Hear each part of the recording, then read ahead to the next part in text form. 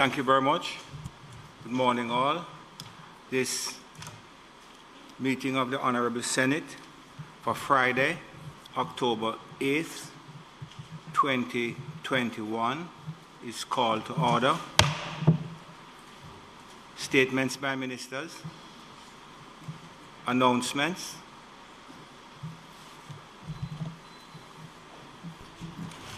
Laid on the table of the Senate today are the following. Ministry Paper number 66 of 2021 entitled Annual Report on Audited Financial Statement of the Jamaica Agricultural Society for the year ended March 31, 2018.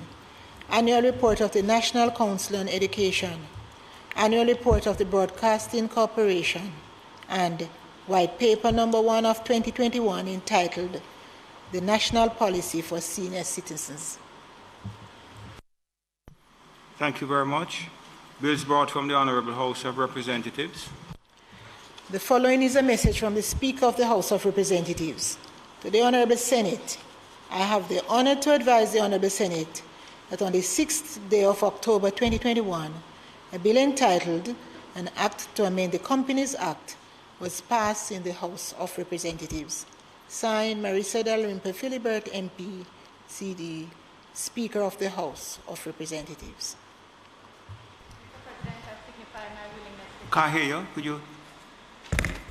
Mr. President, I signify my willingness to take charge of the bill. Thank you very much, Minister.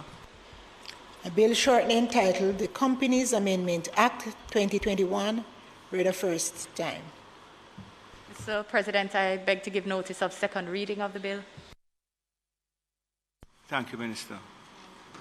Petitions, papers, reports from committees, notices of motions given orally. Mr. President. Sorry. Mr. President, I beg to give notice that at the next meeting of the Senate, I will move the Disabilities Act 2014, the Disabilities Regulations 2021 resolution. Whereas, by virtue of Section 46(1) of the Disabilities Act 2014, hereinafter referred to as the Act, the Minister may make regulations to give effect to the purposes of the Act, and whereas Section 46(3) of the Act provides that regulations made under the Act shall be subject to affirmative resolution, and whereas on the 21st day of July 2021, the Minister made the Disabilities Regulations 2021, now therefore be it resolved by this Honourable Senate as follows. 1. This resolution may be cited as a Disabilities Regulations 2021 resolution. 2. The Disabilities Regulations 2021, which were laid on the table of the Senate on the 8th day of October 2021, are hereby affirmed. Thank you very much, Minister. Questions and answers to questions. Motions that may be made at the commencement of public business requiring notice. Motions relating to the sitting of the Senate. Motions for leave to introduce bills.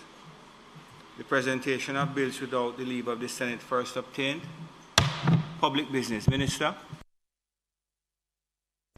Thank you, Mr. President.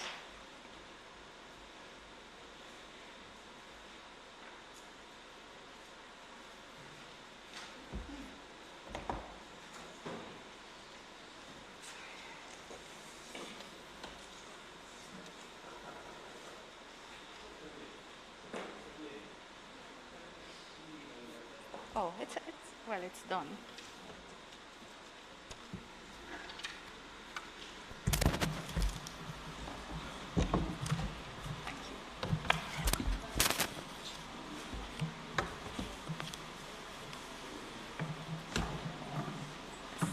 Mr. President, there are two items on the agenda today, two bills, and I rise to present them to this Honourable Senate, the Judicature Appellate Jurisdiction Amendment Bill 2021 and the Judicature Parish Courts Amendment Bill 2021. The fundamental importance of these bills before us is that they will grant, when passed, a limited right of appeal to the prosecution in criminal proceedings in both the Parish Court and the Supreme Court. More particularly, these bills seek to, 1, amend the law to grant the prosecution a right of appeal with the consent of the Director of Public Prosecutions where A, there has been a verdict of acquittal in an administration of justice offense, and so that circumstance can be understood. An administration of justice offense means the offense of A, perverting the court of justice, and B, the course of justice, and B, bribery or intimidation of or interference with a witness or judicial officer or a family member of a witness or judicial officer, and family member in this subparagraph includes a relative by marriage, a relative through adoption, and a spouse as defined in the Maintenance Act. Administration of justice offense also includes perjury. Mr. President, this right of appeal to the prosecution with the consent of the Director of Public Prosecutions will also apply to circumstances where there has been a verdict of acquittal based on a point of law that was erroneously upheld by the trial judge, and where the sentence handed down was unduly lenient or manifestly inadequate for the offense, having regard to any applicable sentencing guideline, or where the court did not have the power to pass the sentence. Mr. President, it will allow, or they will allow, the prosecutor to refer an acquittal to the Court of Appeal for their opinion on any point of law or any point of mixed law and fact under the Judicature Appellate Jurisdiction Act, and they will amend the Criminal Administration Act to provide an exception to the rule against autrefois, or the rule against double jeopardy, which would allow the prosecution, again with the consent of the DPP, to apply to the Court of Appeal to quash an acquittal and direct a retrial in limited circumstances. The bills will amend the Legal Aid Act to allow legal aid to be available to a respondent in any criminal appeal. They will provide certain procedural requirements that will accompany the limited right of appeal by the prosecution, and these include, among other things, time limits for when the prosecution may give notice of and serve an application for leave to appeal, and proffer indictment for retrial of the acquitted person. Mr. President, this Honorable Senate is asked to note that the definition of prosecutor for the purposes of these bills is also being expanded to take into consideration other individuals who may legally exercise prosecutorial powers. The definition of prosecutor will be A, the Director of Public Prosecutions or any of the attorneys at law employed in that office, or an attorney at law to whom the DPP has granted a fiat to prosecute the case. B, a clerk of the court. C, the Integrity Commission's Director of Corruption Prosecutions. D, the Director General of the Major Organized Crime and Anti-Corruption Agency, MOCA. And E, a person who has initiated a private prosecution. So all of these people don't become the DPP, for the record. They are prosecutors, not directors of public prosecution. Where we speak to consent of the DPP being required for an appeal to be brought under these bills, that consent is from the Office of the Director of Public Prosecutions.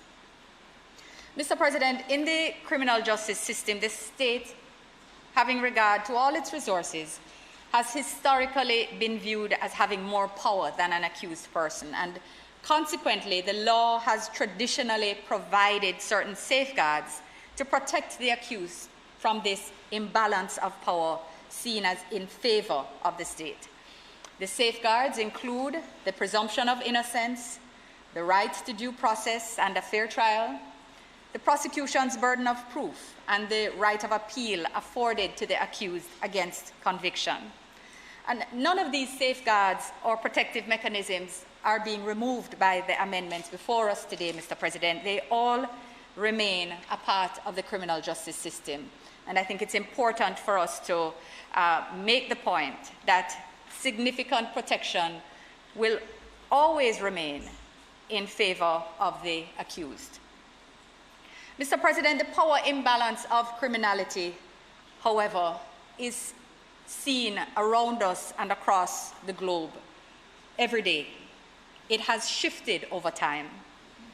Modern developments, such as the intricate transnational nature of criminal organizations, the sophistication of local gangs and their access to extensive resources, and very importantly also, the technological advancements in forensic science, and in particular, the use of DNA evidence, have necessitated a review of some of the traditional rules.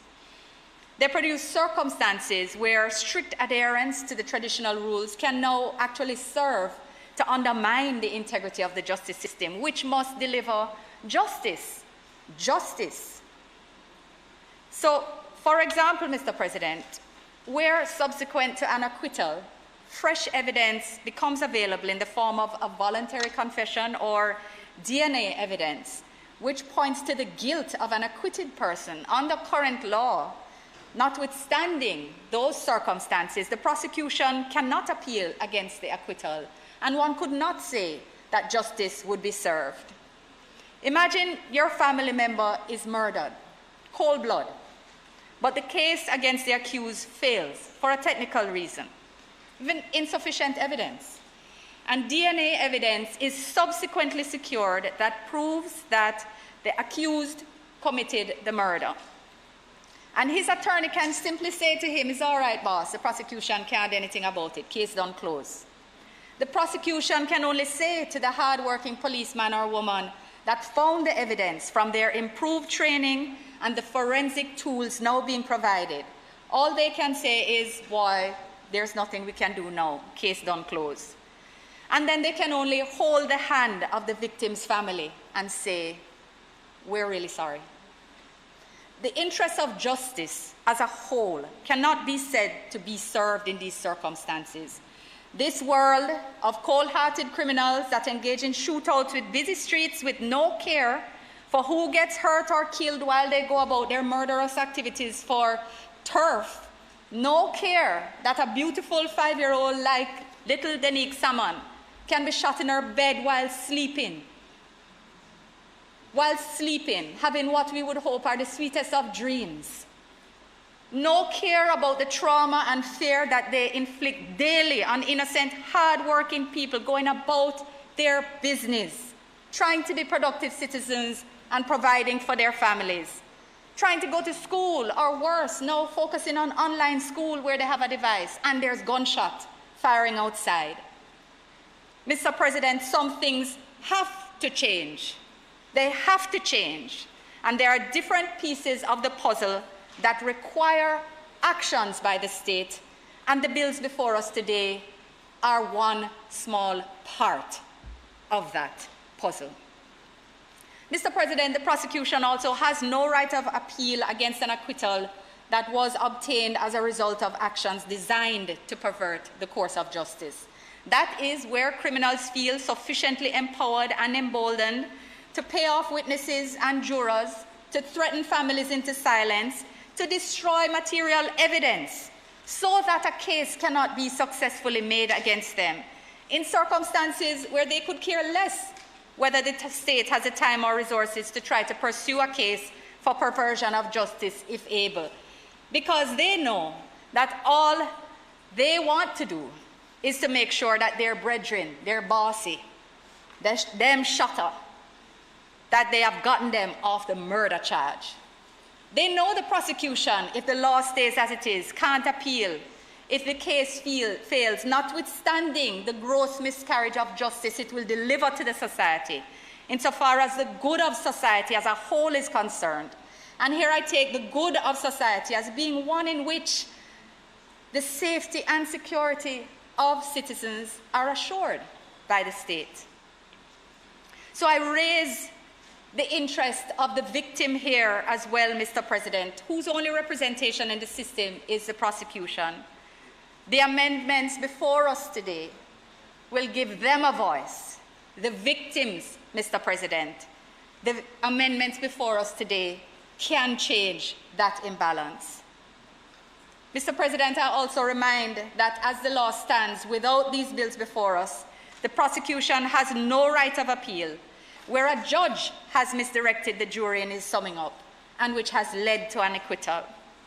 Mr. President, senators may even have seen media reports, I recall, where a judge called a jury's verdict acquitting a pastor as disgraceful in light of what had been put before them.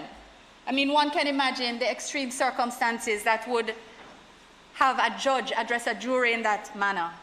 But the point being that there are circumstances which may require, in which it is justified for the prosecution to have a right of appeal in order to deliver justice.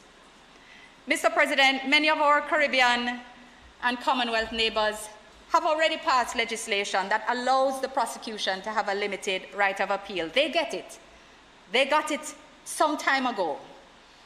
Therefore, Mr. President, the amendments bring us in line with CARICOM and Commonwealth neighbors, including Barbados, Trinidad and Tobago, Bermuda, and in the UK, all of which have long recognized that the whole nature of criminality and justice has shifted across the globe, and that if systems don't shift to keep pace with the criminals and with the technology, then we stand to reap the consequences.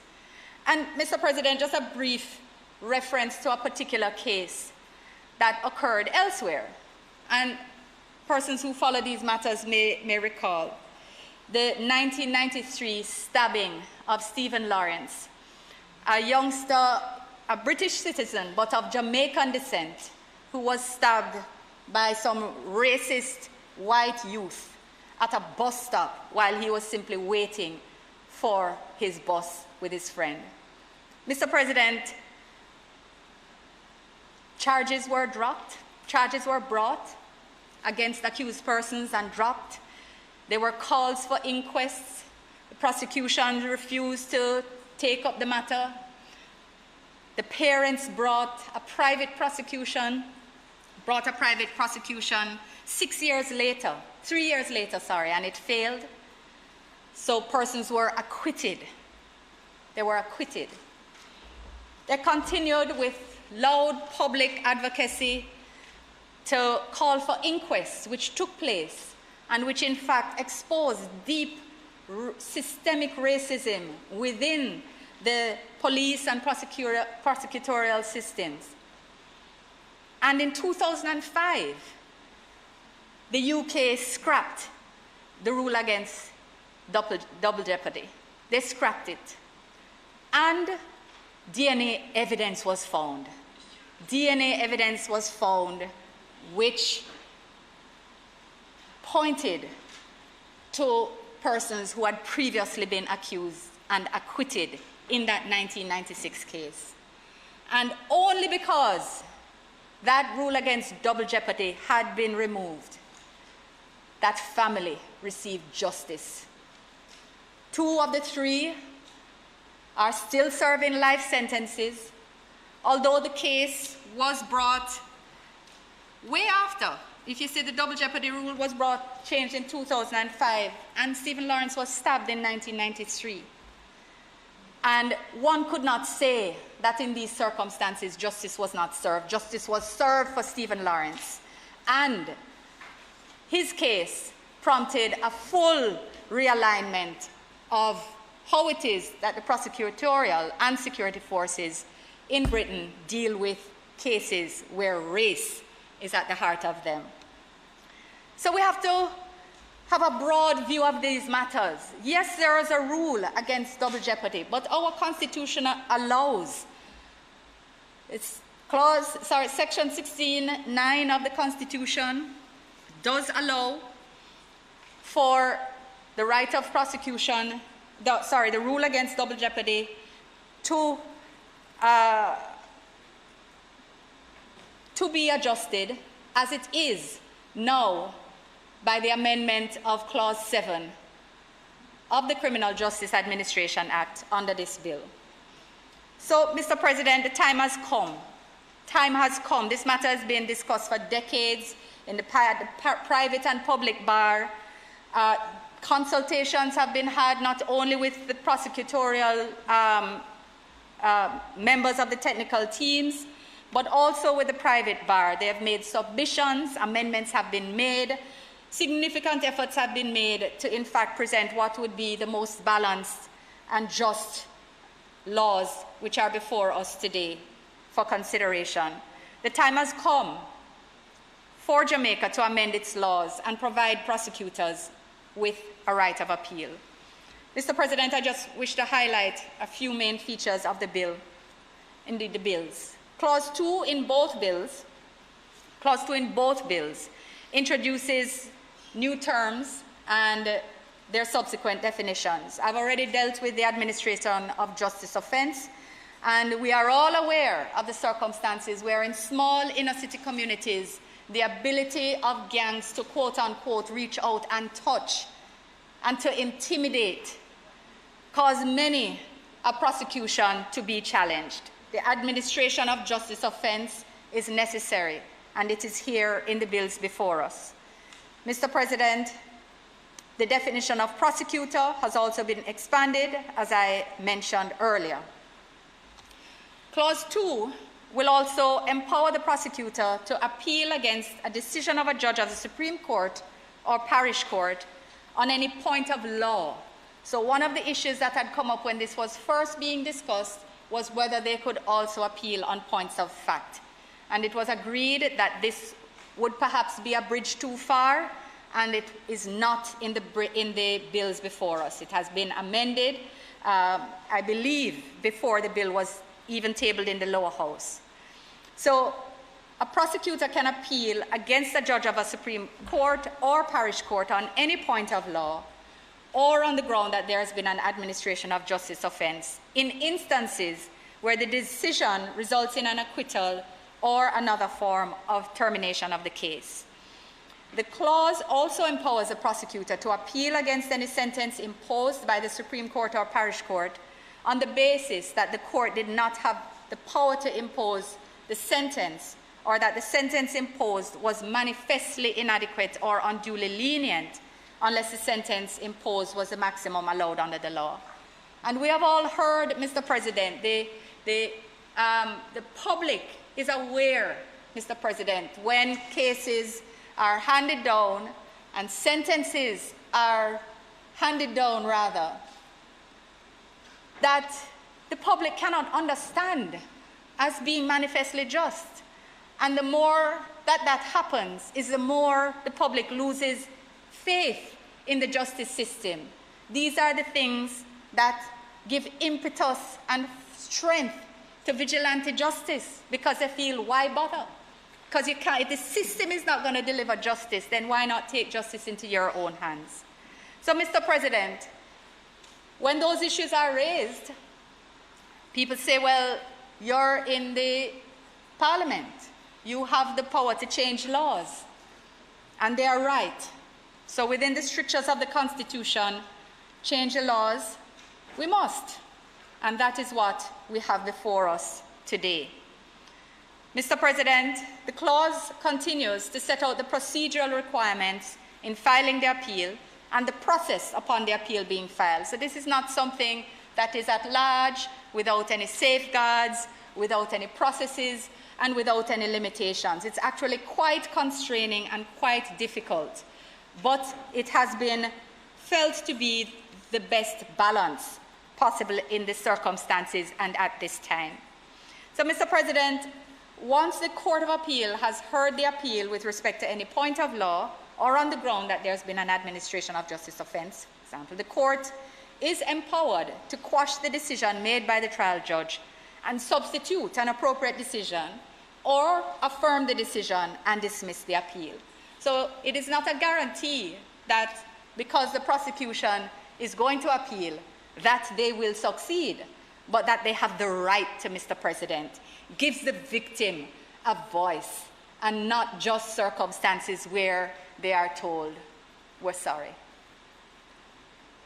Mr. President, the Court of Appeal has the same power regarding sentences appeal, that is, to either quash the sentence imposed by the trial court and substitute an appropriate sentence or affirm the sentence handed down at trial. So all these options remain available, and in all these circumstances, Mr. President, the consent of the DPP is required to make the appeal.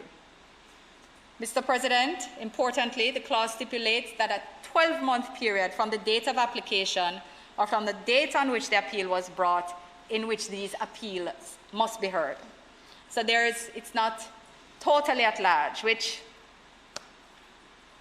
could be a concern depending on your perspective. But additionally, Mr. President, in instances where the court orders a retrial, the retrial must commence within 6 months after the date on which the order was made.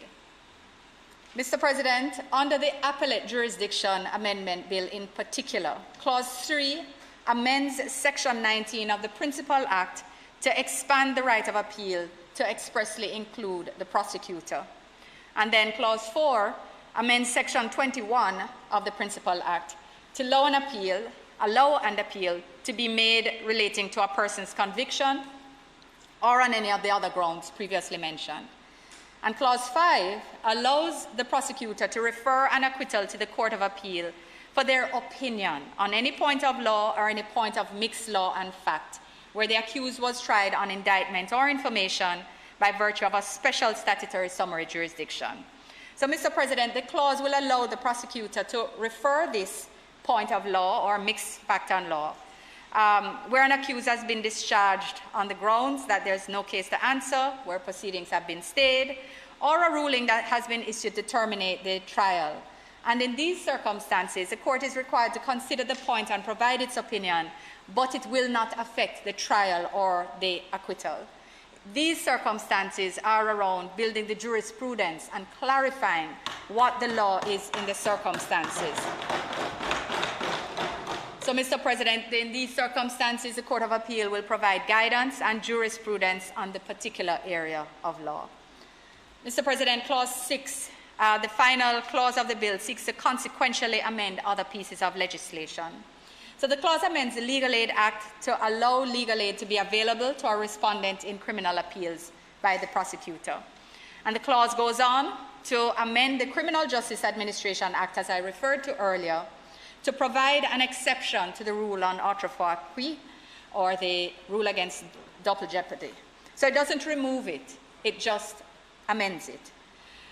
This would allow the DPP or another prosecutor, as so defined, with the consent of the DPP, to apply to the Court of Appeal to quash an acquittal and direct a retrial in limited circumstances.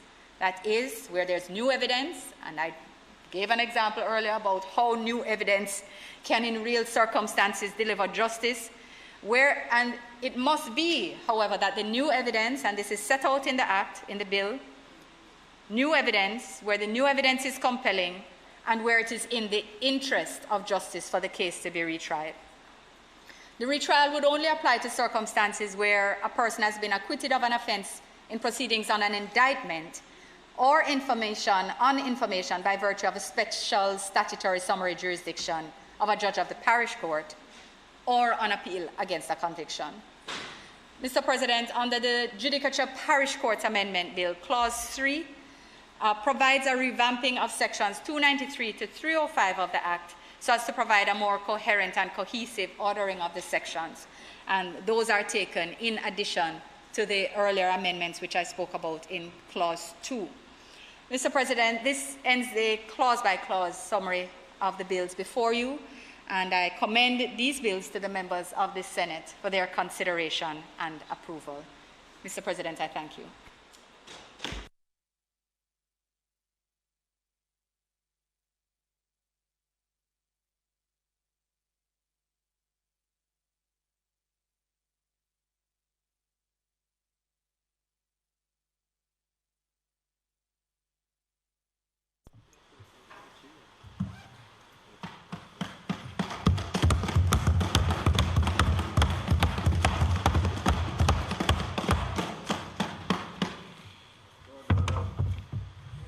Thank you, Mr. President.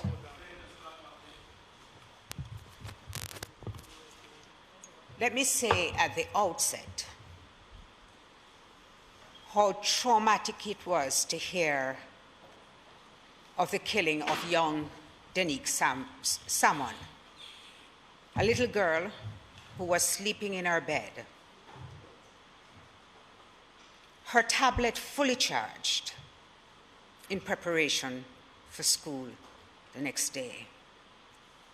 Some vicious, cold-blooded murderers who were just on a rampage took her life,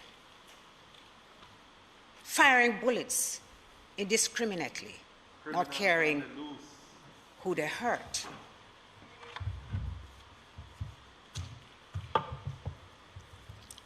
And another young life snuffed out.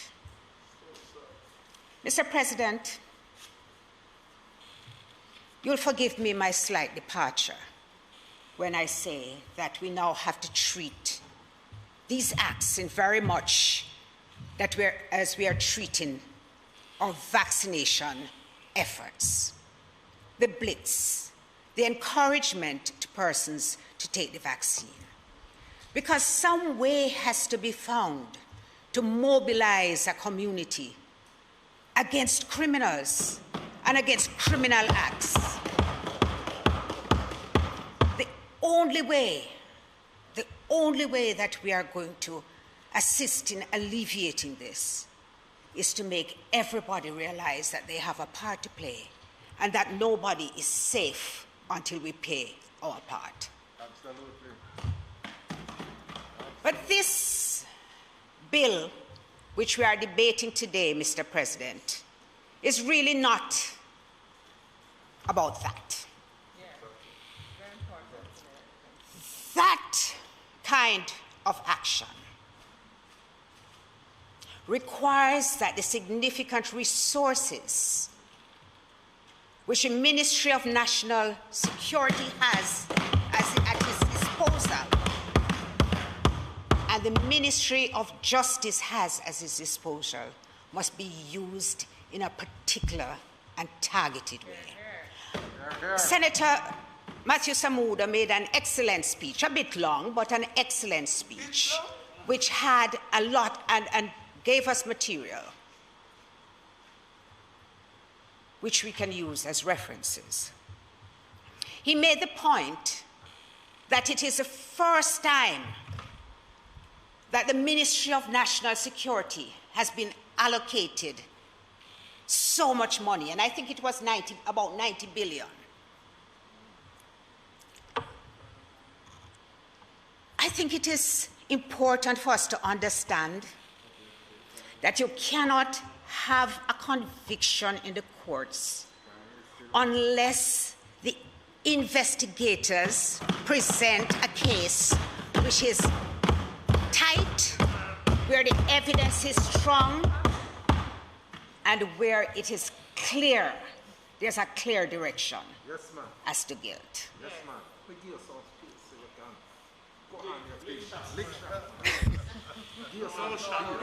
That, Mr. President, is what this country requires. That's right. It would be interesting to note that most of what they call the convictions in the courts come through guilty pleas and not through actual trials.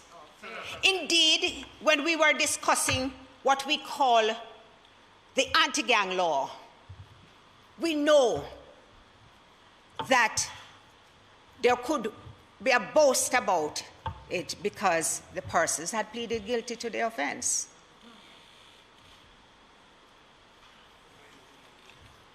So I asked myself, what has prompted this move? Why is it that we are at this place now? And if we are at a place where we are eroding some fundamental principles of criminal law designed to protect someone who is charged with an offense, then surely we deserve an explanation, apart from the Stephen Lawrence case. Because there's absolutely no data to suggest that we have administration of justice cases which have not been pursued. There is absolutely no data to suggest that we have had acquittals or no case submissions or that indictments have been quashed. There is no data which has been presented to us. And if the data exists, it has been a well-kept secret. Argument. When you are changing these principles, Mr. President, it is my view that the widest possible dialogue should take place. And I hear what is said about the number of submissions which were received. I do know submissions were received which were not shared. I cannot see from the submissions which I received where it was taken into account. The only change which I saw was in relation to the mixed facts and law. And surely that was so out of line in terms of how the judiciary, how judges function. Because judges would have an opportunity to determine the facts of the case, which the Court of Appeal could not possibly have. And facts of the case, Mr. President, as you would know, are not just a man walking from A to B, but facts of the case involve how the witness communicates what he's saying, which the judge has the opportunity of seeing. And the judge, in his summing up, when it's a jury case, will say, notice the demeanor of the witness. That's right. This is a matter, in my view, these two bills, which should have gone to a joint select committee, and which would have benefited in the same way the Sexual Harassment Act, which we debated last week, would have benefited from the contributions of the public. Because in this part of legislation, do not make any assumption that anybody, even in Parliament, cannot be affected by it. We have seen in this country how when there are powerful and influential persons who have unlimited resources, the rights of the accused can be undermined. And I pause to remind you of one case which attracted public interest, and that was a case of which we refer to as the Gore Stew case. A case which was prosecuted by an attorney who got a fiat from the Director of Public Prosecutions. These people were placed before the court. And as it turned out, because they had distributed pension funds, there was no suggestion that they had appropriated the pension funds for their own purposes. So in common parlance, it's not thief them, thief it. They went through a trial, and no case submission was made. The judge upheld the no case submission. And then that is when everything started. Because the attorney representing Gore Stew applied for judicial review. And when he did not get it, he made a second application for judicial review. And he still didn't get it. So he went to the Court of Appeal. And the Court of Appeal did not give him leave. This case stopped at the level of the Privy Council because it couldn't go any further. It reached a stage where the judge was a party to the action. And luckily, in her case, the Attorney General came to her assistance.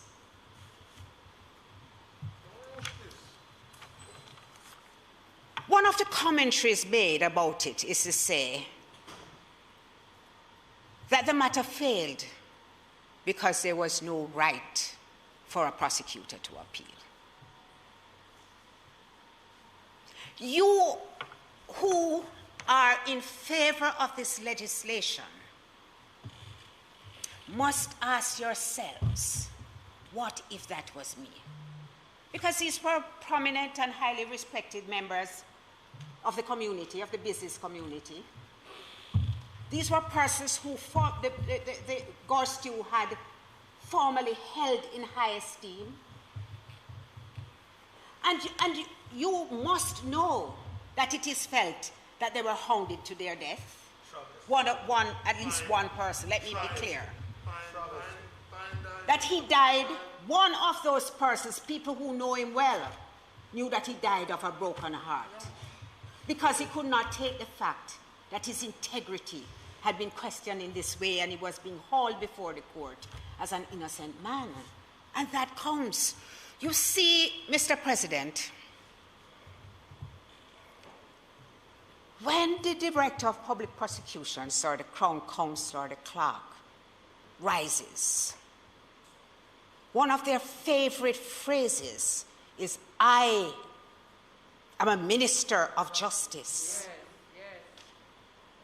I am on no one's side.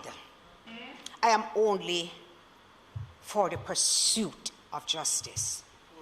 And I want to tell you about another case before I get into the bill. I'm not going to ignore the bill. But I want to remind you of a case that took place in Irwin. Irwin in St. James.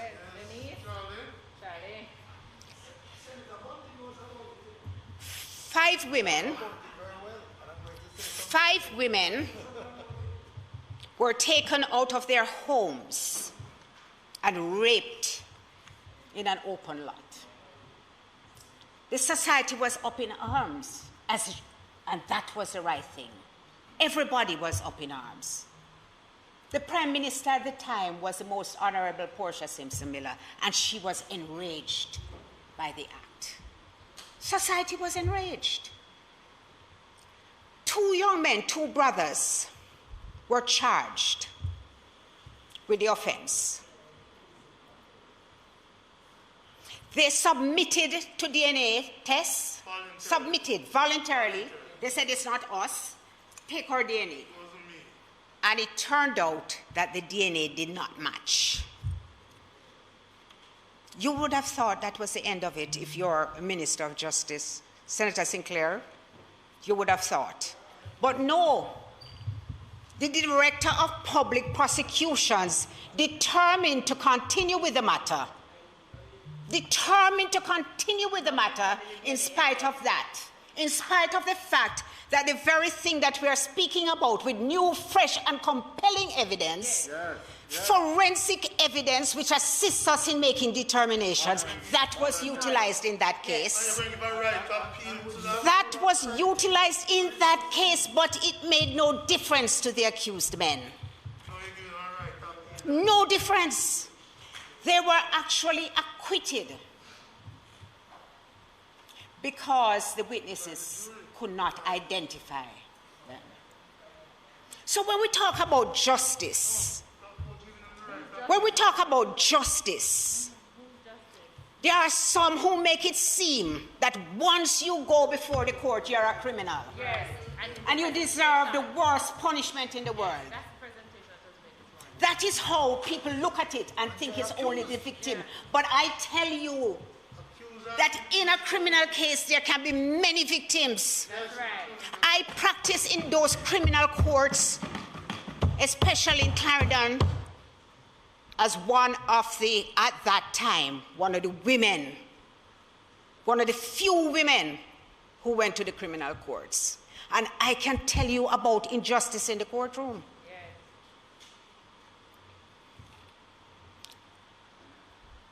it's not a fact that because you're before the court you have committed a crime. And many of us as defense attorneys might not be a Perry Mason type of person, but we have the skills to probe it and to bring truth to light. So, I asked myself about, let me start now with the amendment 18A.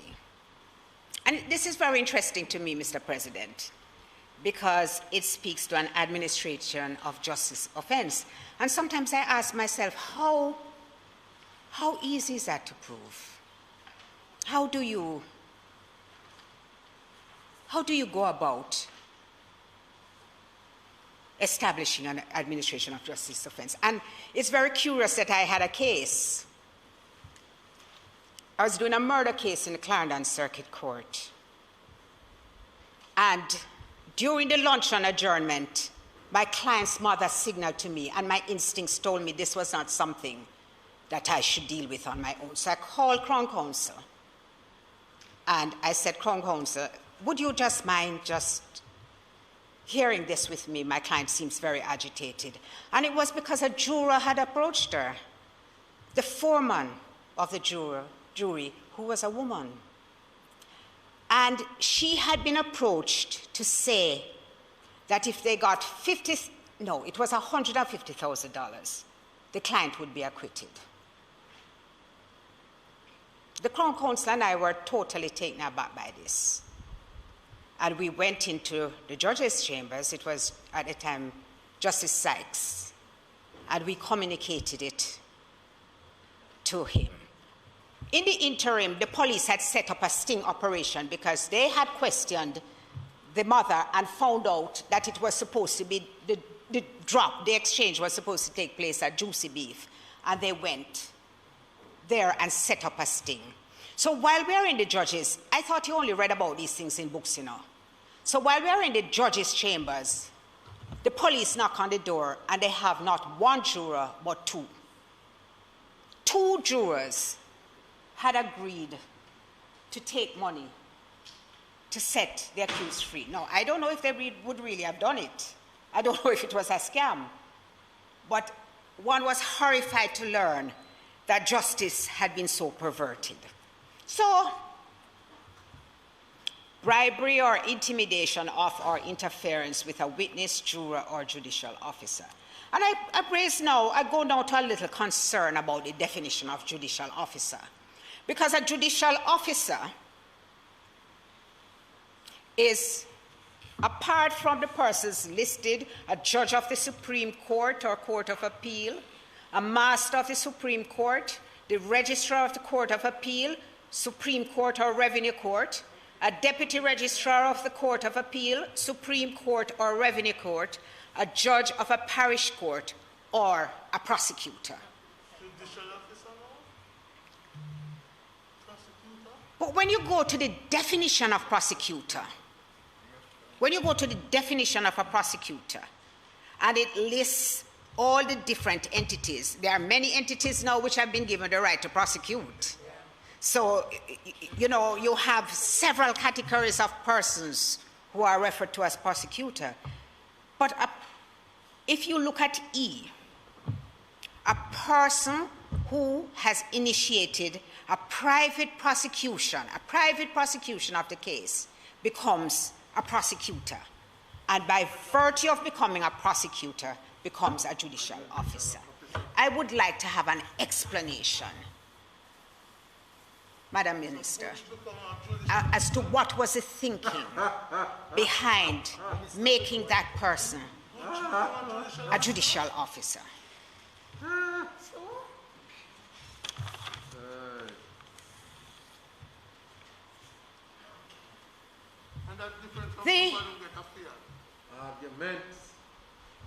The Act makes provision for an appeal on a point of law on the ground that there has been an administration of justice where the decision results in an acquittal the quashing or stay of an indictment, the withdrawal of a case from a jury, the upholding of a no-case submission, or any other termination of the case without a verdict or conviction. But it goes on to say also that the sentence imposed by the Supreme Court on conviction, where the Supreme Court did not have the power to impose the sentence, or the sentence imposed is manifestly inadequate or unduly lenient. And now this curious addition, unless the sentence imposes a maximum sentence permitted under the applicable laws. You know, when I read that, I said, what exactly is the administration trying to do? Are they trying to interfere with the judiciary and judicial discretion? Because what this clause is saying, it's fine. It's fine. If you gave them the maximum which we have decided on, then it's fine. So unless the sentence imposed is a maximum sentence permitted under the applicable laws. Mr. President, I was critical of the fine of $200,000 for not wearing a mask. And there is no time when persons might not take issue with sentences imposed. When I am asked, however, by somebody, a young attorney, and they get inflamed, I said, my dear, the law is nuanced, very nuanced. And the judge might have been privy to particular information which could have influenced the outcome of the sentence. And I was in a forum, and it's not the first time, where ministers of government have been critical of sentences which have been imposed. And I think I breach no confidence when I can tell you that the Chief Justice had to do a mini tutorial. He explained, for example, that somebody might be charged with illegal possession of firearm. There's a man and a woman walking down the street. The woman has a gun. Based on the circumstances, it is clear that it's a man's gun, and he has given the woman to carry the gun because he knows that the possibility of the gun being detected on her person is unlikely. Because, you know, you would have to have a female officer present and so on to carry out a search and so on. So he takes that risk because he's good at what he does. It emerges from the evidence that she acted under duress, that she feared for her life. The evidence, the defense is not clear-cut, but it is obvious from the evidence. And he asked the question, does she deserve the same sentence as the man who gave her the gun? And there are many, many such circumstances. I do not wish to confess, but I shall. That when somebody asks me, so why would a judge in the same court charge somebody $10,000 for not wearing a mask and charge somebody $200,000? I said, well, you know, circumstances matter to a judge. And if the person was in a situation where they said, oh, I'm so sorry, I left my mask inside, a judge might be inclined to be lenient. Whereas if the person says, tell the police every known word of abuse, tell them, sir, I don't believe in wearing mask, and I not wear no mask, and I will never wear a mask, go away with your policy. A judge on hearing that might be inclined to be very punitive. So there are all sorts of circumstances which could affect that decision. I want to also speak to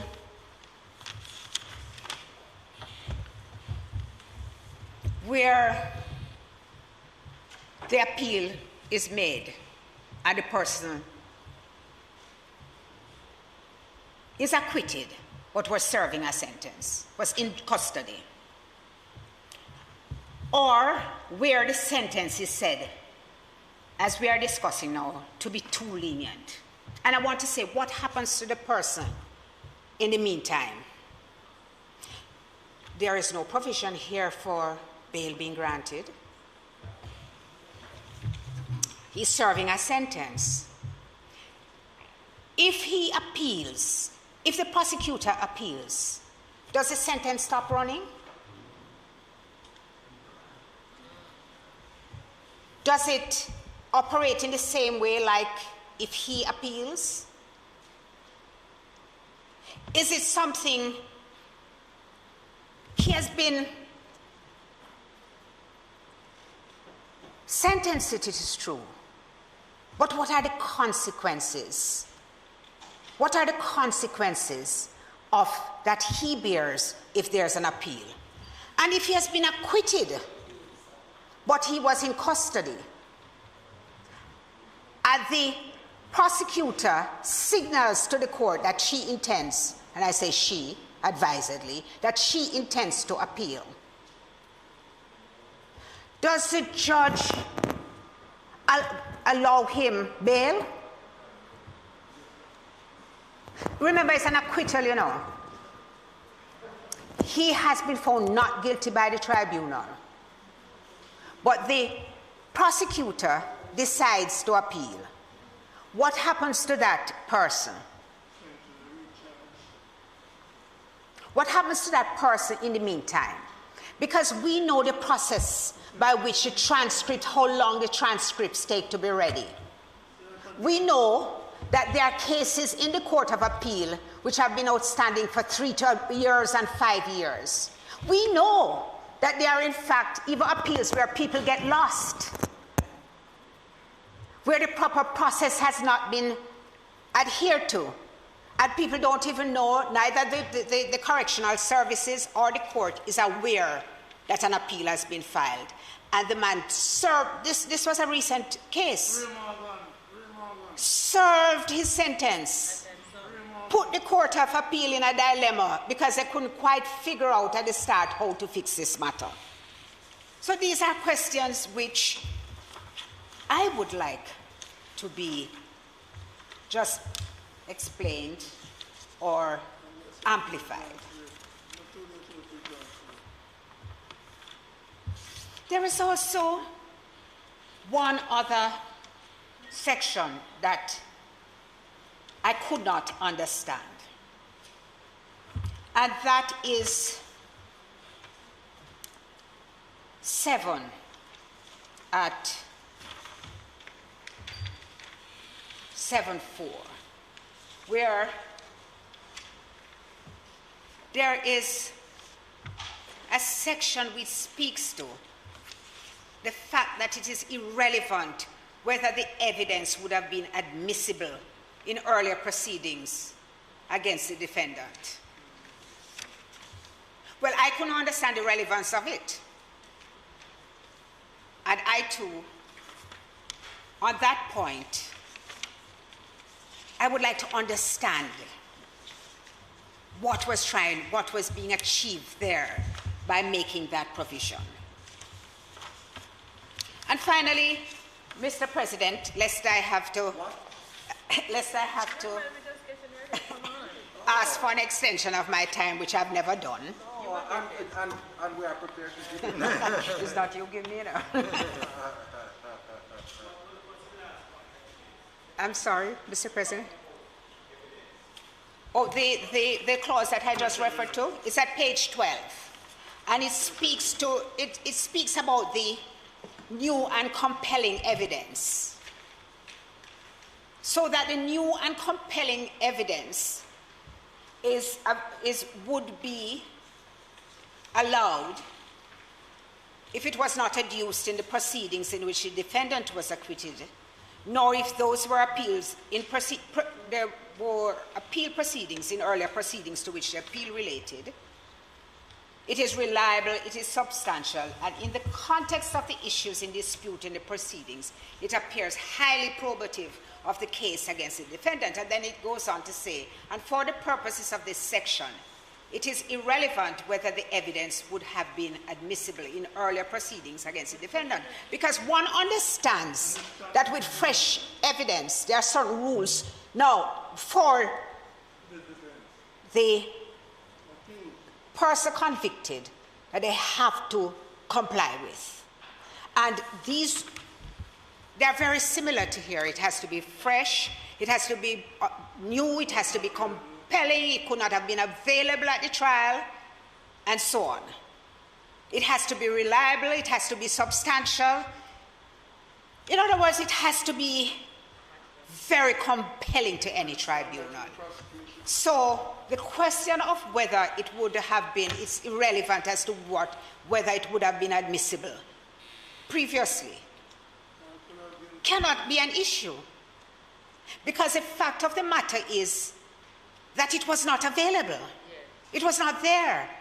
So why now go on this position where you have to qualify it when you are saying it is new, fresh, compelling, and all of that? I did not understand why that section would be there.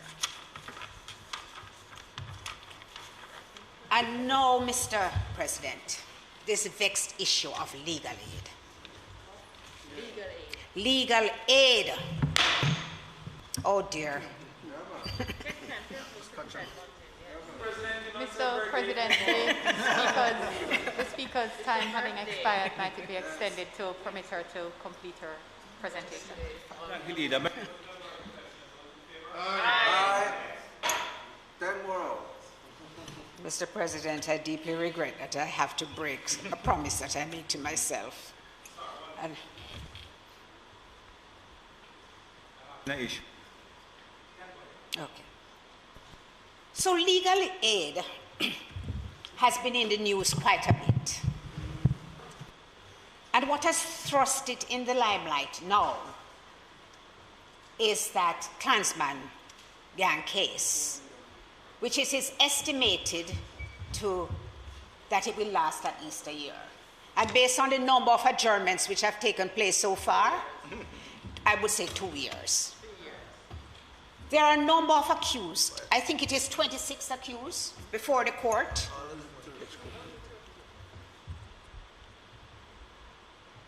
And there are, of course, a number of attorneys.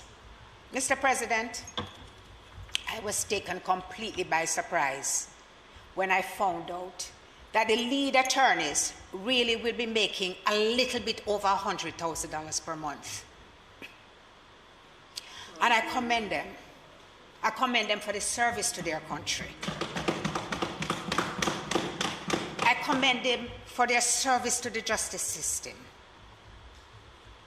I commend them for taking up this case, because I don't think it can put gas in their car for every day.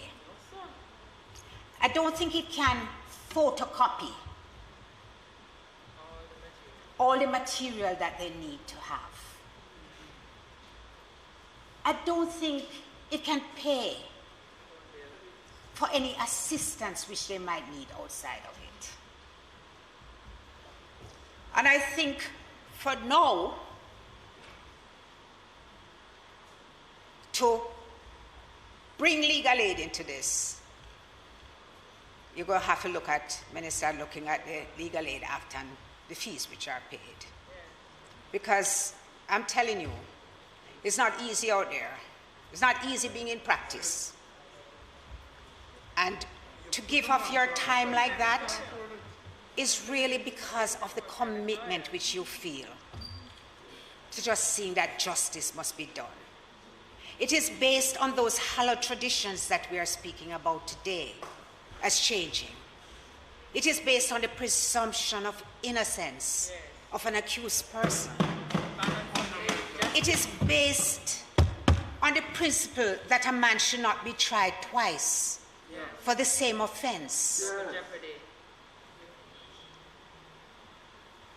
It is based on a principle that counsel has a duty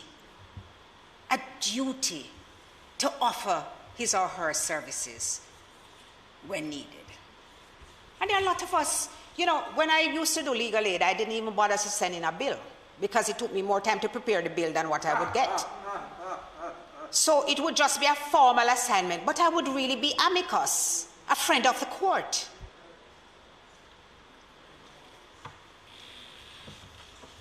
So, Mr. President, you know, normally when I get up, and the minister knows this, I will say, this country passed this act in such and such a year, and we are just doing it. This country passed this legislation in order to sign a treaty in such and such a year, and we are just doing it. And I complain about it. This time I take a strong departure from that. And I say, on what basis are you asking for this? And do you realize, has it occurred to you, that when you put in a right of appeal against a sentence in particular, and say that the sentence is manifestly inadequate or unduly lenient, that what you're doing is bringing the judiciary into question? Yes. That what you're doing is telling the public that you have no confidence in the judge's utilization of their discretion, that you have a justice training center, What about the separation of powers? but you have no confidence in what the training is, that you are willing to tread or trample on the whole concept of the separation of powers, that you really do want to dictate to the judges how they should sentence. That you want to stay outside the courtroom as legislators and determine what the sentence must be regardless of the nuances around the offense. So what signal are you sending to the public? What signal is being sent to the public about how you feel about the judiciary? The competence of the judiciary, the ability for the judiciary to use the sentencing guidelines which have been developed over the years to find an appropriate sentence. What questions have been asked where the sentence appears to be lenient? Since we are all supposed to be responsible persons, what questions do you try to find out about the case? Do you try to find out the facts of the case to see if there is a justification? Do you trust that a judge, hearing the facts, would have the training, the common sense, the judicial mind to be able to determine what is an appropriate sentence? Or are you saying to the public that you don't believe they're doing the job you want them to do? So the only reason, the only basis on which they can't appeal sentence is if they are given the maximum which you have determined that they should get. And here, we pass laws and we practically just start the fines at up to $1 million. It's like up to $1 million is embedded in our heads. Because we believe that the more you find somebody, is the less likely they are to commit an offense. And I will tell you this, the true deterrent to a person who thinks about committing an offense is whether they are going to be caught and convicted. And when they see people being caught and convicted, they will then begin to fear. But when the murderers commit the murders and they are out there and they can go home the night and drink a bottle of Hennessy, or as they say, smoke up some weed and forget it, they will do it again tomorrow. But if we had the kind of investigative capacity to be able to apprehend them and convict them, I tell you, we would begin to see some changes in this country. And so, Mr. President, I commend that we look at the mischief we are trying to solve. Because that is what we must always do. What is the mischief? But you're still trying to understand. 5 grand, that's mischief. If we want guilty persons to pay their price, let us examine what are the shortcomings now, why they walk free from the courtroom. Because a judge can't find them guilty if the evidence is not there. There is still a presumption of innocence. And those who would want to remove it, just remember, think about if you are the person in the dock. If it pleases you, Mr. President.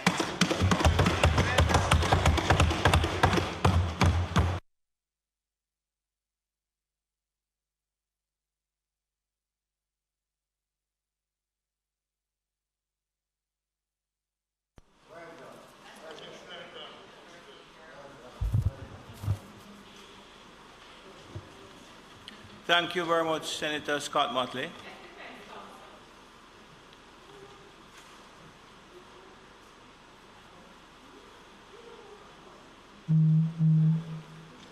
Senator Sinclair.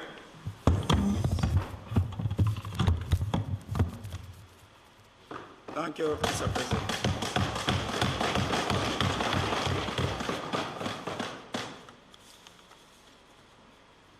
Mr. President, I heard sort of us coming from across the floor when my friend Senator Scott Motley indicated that she would not want to seek an extension of time. And somebody said, well, it's her birthday.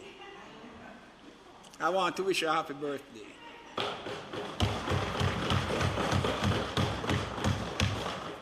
And as Senator Sinclair, Senator Sinclair, were I not instructed not to put her birthday in the public domain, I would have done so.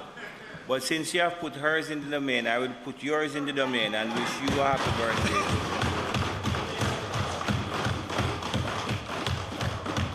And as we are putting birthdays out in the public domain, because October people are good people, the leader of government business is also an October boy.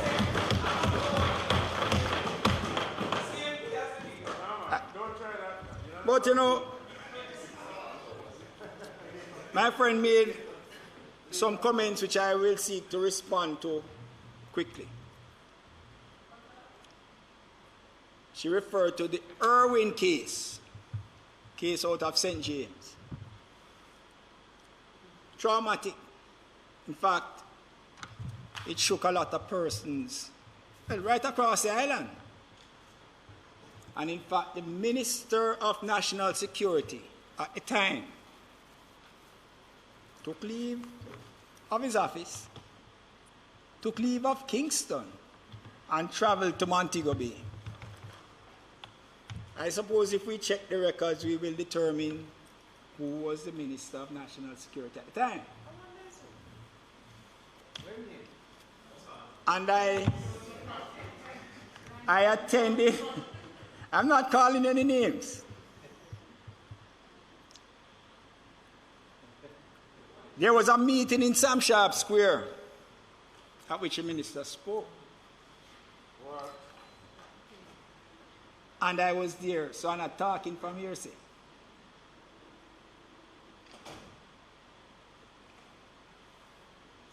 And it was said at that forum that persons would be brought down, the investigators would be brought down from Kingston.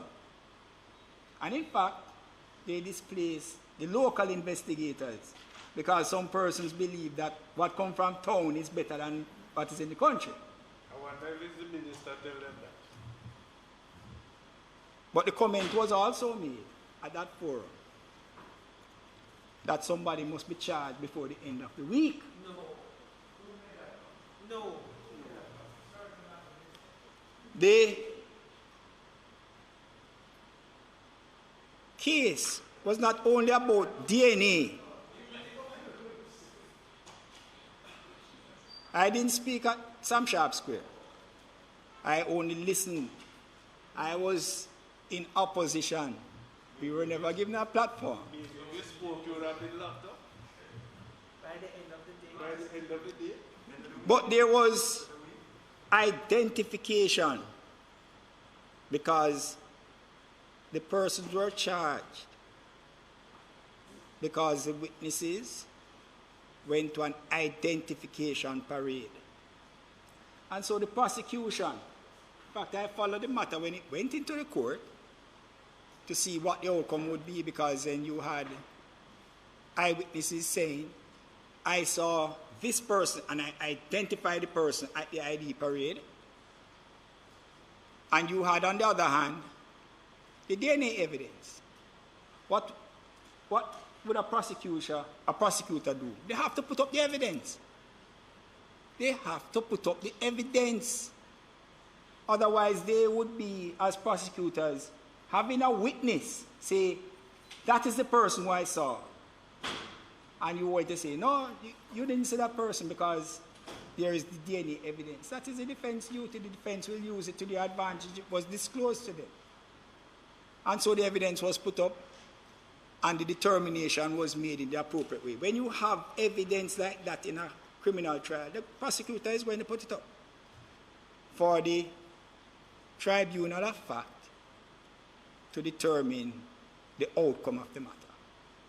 So that basically was what transpired here. I listened also to you, my friend, where you spoke about these bills as if they were coming now, they had their origin now, and to seek to give an impression that it was in this administration or since 2016 that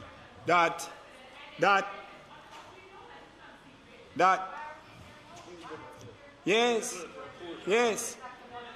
that is what was being said. And you know, Mr. President, I've used it. I try most times not to be antagonistic when I come to these chambers. No, I try my best not to be. But you see, when I listen to comments that come from across the aisle, sometimes it's best. In fact, a former prime minister says silence is golden. It's not everything you have to say. But don't be hypocritical in the process, man. Don't be hypocritical. Because and you know, in doing some research, I went further where I came across a letter which was submitted to the Gleaner. And it was over the name of Mark Golding, leader of the opposition, president of the People's National Party. In the Gleaner, dated June 8th, 2021. And what was written there says, there was no draft legislation that was produced at that time, making reference to the administration of the People's National Party prior to 2016. The leader of the opposition said in the letter, and I quote, he says, 2 submissions to Cabinet seeking authorization to develop legislation to give a limited right of appeal to the prosecution against sentence and against acquittal in specific and limited circumstances. What? The leader of the opposition wrote that. And as I said, when you take that and put it alongside the comments made by Senator Scott Motley, referring to the now. As I said, as if these bills had their origin, thought, conceptualized at this time. I found it a little unfortunate. And you know, in fact, Mark Golding, in the lower house, when these bills were presented there, did say, talk up a little louder, Chad. I want to hear. Did say these words in reference to the bills, both bills that we have before us today. Madam Speaker, these bills provide more prosecutors to have rights of appeal in certain circumstances, and broadly they have my support insofar as they deal with specific issues which, when we were in government, I had initiated as Minister of Justice at the time.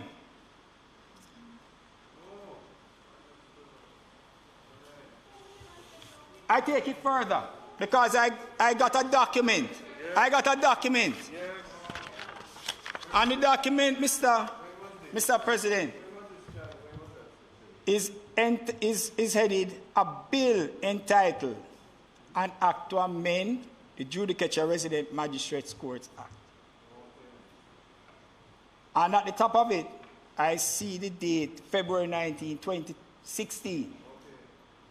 The election was the 25th of February, 2016. But it is in the form of a bill. And when I look at the document,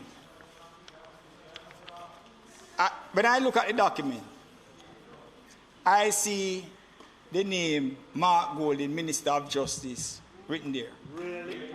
So we had gone beyond just a submission, because there was a bill was drafted, and the only thing that precluded it going further was the 25th of February 2016.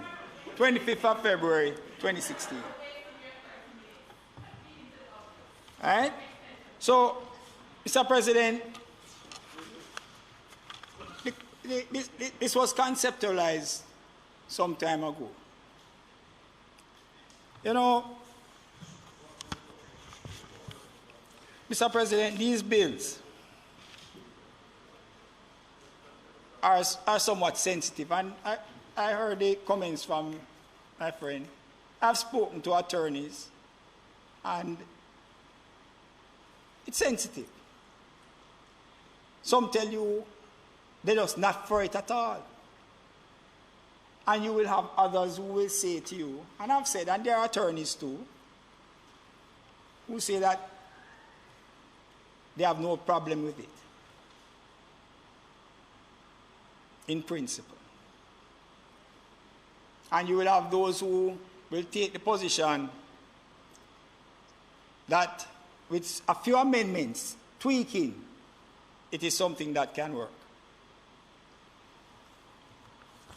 Mr. President, as was outlined in the opening by the leader of government business, and I'm of that view that justice has two sides. You have the accused and you have the victim. But we tend not to focus on the victim because in a criminal matter, you don't hear it being John Brown against the accused. It is the state against the accused. But behind that reference to the state is an individual. Is an individual. And I always say justice sometimes, as I said, justice has two sides. The justice of a case may be that somebody must get 40 years in prison. That may be the justice of the case. And the justice of the case may be that a person should walk free.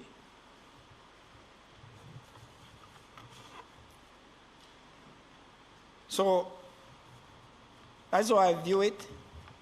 And when we have situations like that,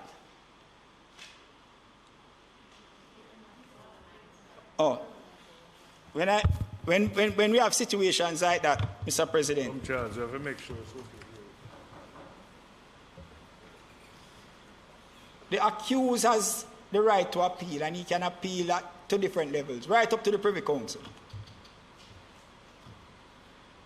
The victim just, for whatever reason, and the leader spoke to it, there may be things that have been described as administration of justice offenses.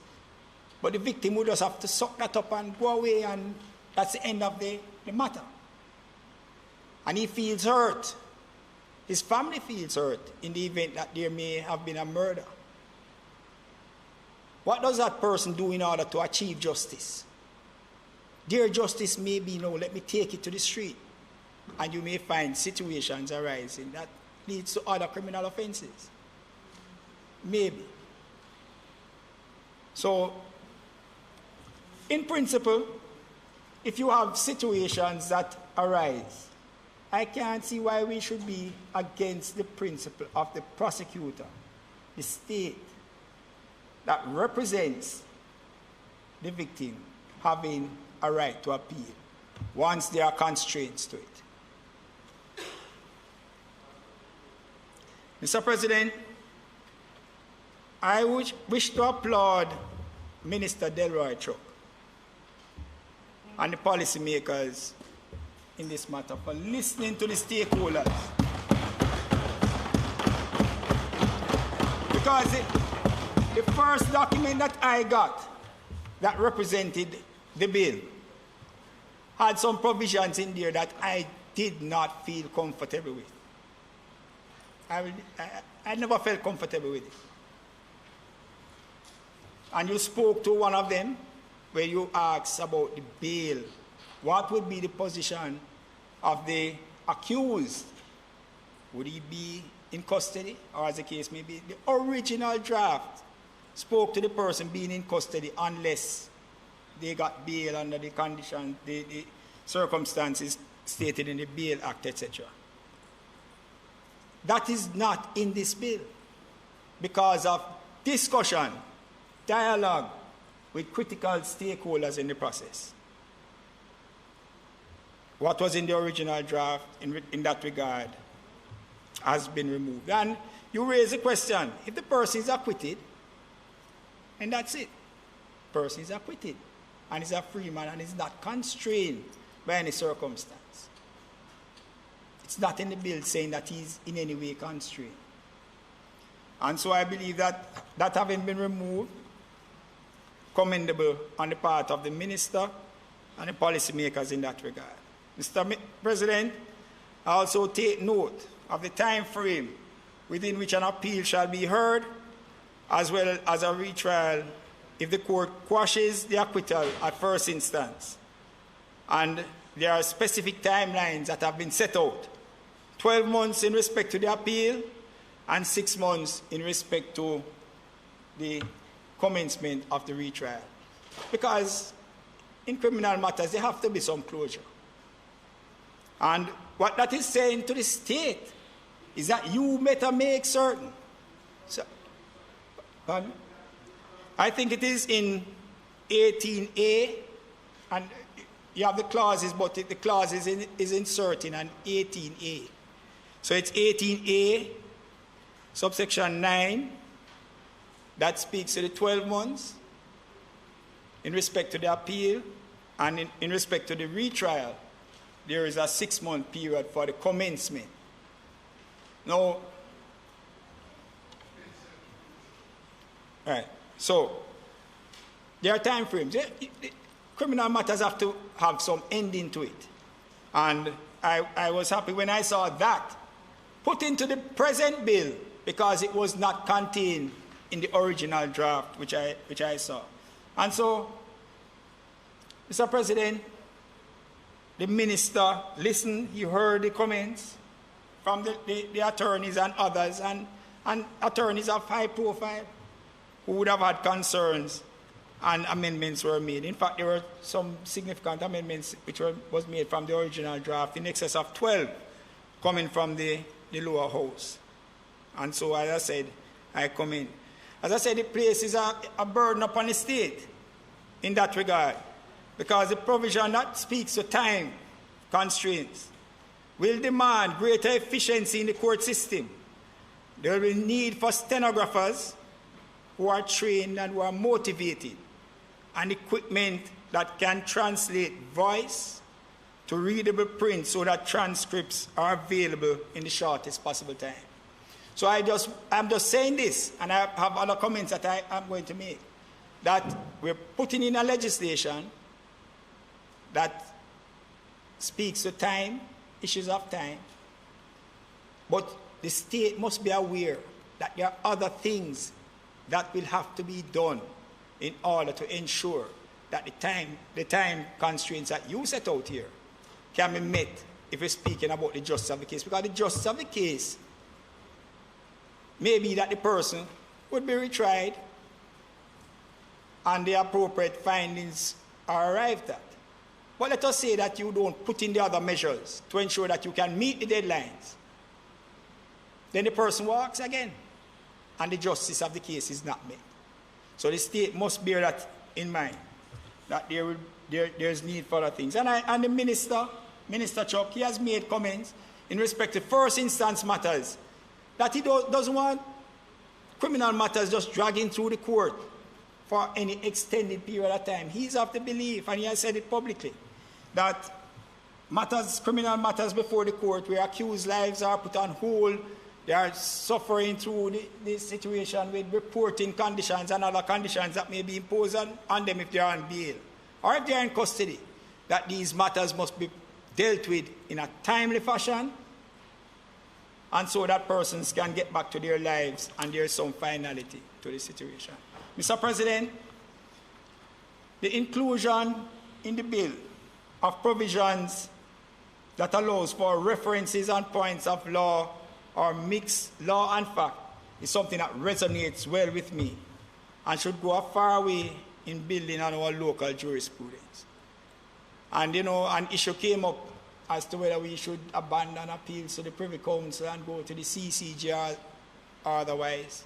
I think it was former Senator Alexander Williams who said if we build our jurisprudence and we have judges of the kind that we have produced in this country, our Court of Appeal can possibly be the final Court of Appeal. So we have to build on the local jurisprudence, Mr. President. Mr. President,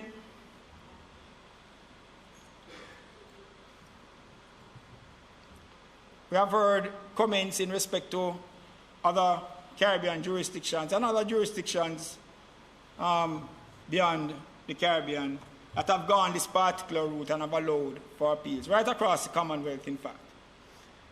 And I just want to say also that the process used by these bills is not in contradiction to our Constitution. Because when you look at what is contained in the Charter of Rights of the Jamaica Constitution, and in particular, Section 16(9) of the Charter of Rights, it says that no person who shows that he has been tried by any competent court for a criminal offense and either convicted or acquitted shall again be tried for that offense or for any criminal offense of which he could have been convicted at the trial. For that offense, save upon the order of a superior court. So the process of going to the Court of Appeal is encompassed, captured in the bills that we have, and is consistent with what is contained in the Charter of Rights. Mr. President, to the prosecutors, I have this to say.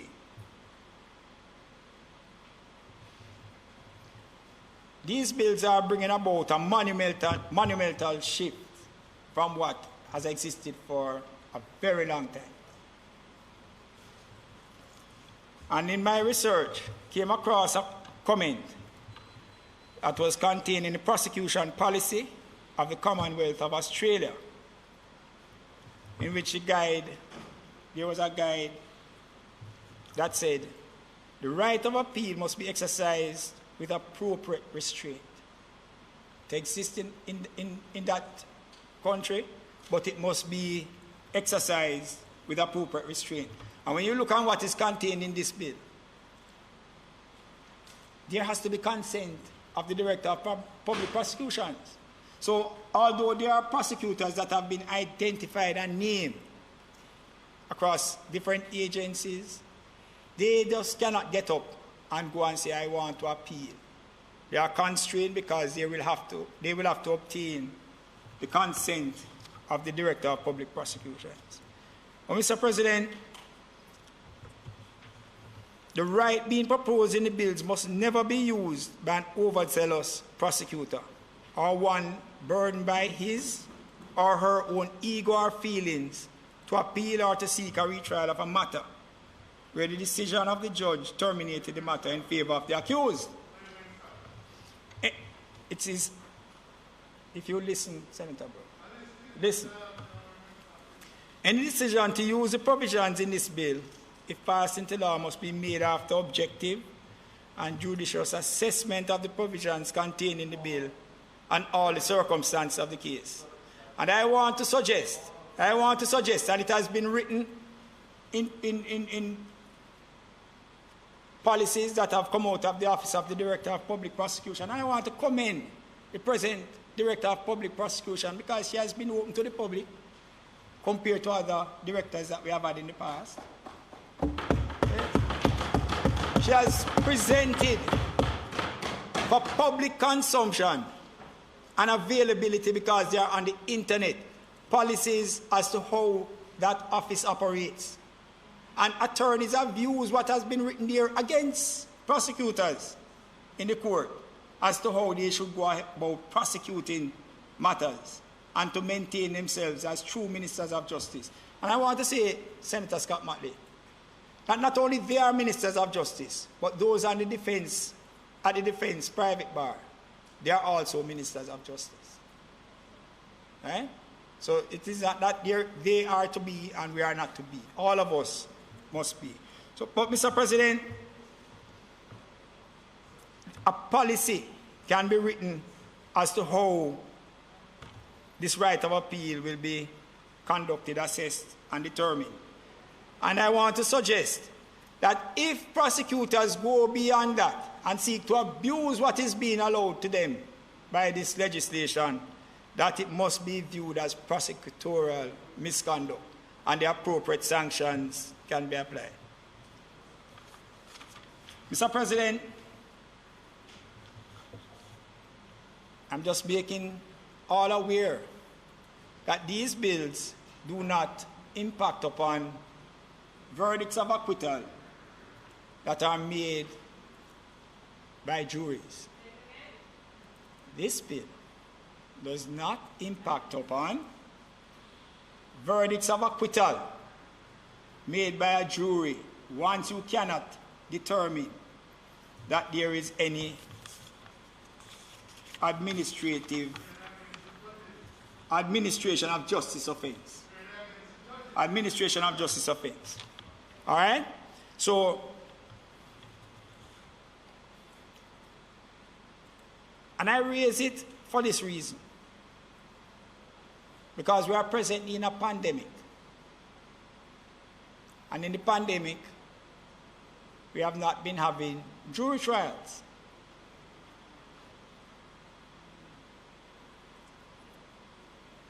There has been encouragement from high offices, from judges and others, that persons can agree to judge alone. Persons can agree to judge alone. We have been told that there are 4 courts across Jamaica that can be retrofitted to accommodate jury trials, having regard to the circumstances in which we presently exist. And that is why I say that the whole process of using it must be you must be restrained in it. You must be careful in how you seek to use it. And do not abuse it. Because what you will find, Mr. President, is that every accused was the opportunity of saying, well, I'm going to wait on a jury, you know. And matters drag on and on and on. So we must be cautious in its use. Unless, again, the state is prepared to make a massive expenditure in respect to expanding courtrooms, expanding facilities, and so forth. Mr. President, the concern that was raised about sentencing by my friend, when I look at what was presented in the draft by Mark Golding, as he then was Minister of Justice, the wording is the same. That's what he intended to bring to Parliament, you know. There's no change in it. It says here. Yes. It says here, Mr. President, subject to subsection 2, the Court of Appeal shall allow an appeal against sentence if the court is satisfied that the sentence imposed is manifestly inadequate or unduly lenient, taking into account any sentencing guidelines applicable, etc., etc. I look in the bill that is before us, the wording is the same. It's the same words that were being used. Same words being used then, same words being used now. But what it is saying, Mr. President, is that these are one of the constraints that you have, because in order for you to be able to appeal and be successful in the appeal, it is not just because you disagree with the sentence as a prosecutor. It has to be to the level that the sentence is manifestly inadequate or unduly lenient, and when you take into account the sentencing guidelines. So if you look on the sentencing guidelines and they are applied, and you are manifestly, pardon me? It does. It does. If you look on page 4 of the appellate bill, in what would be B on that page, the sentence imposed is manifestly inadequate or unduly lenient.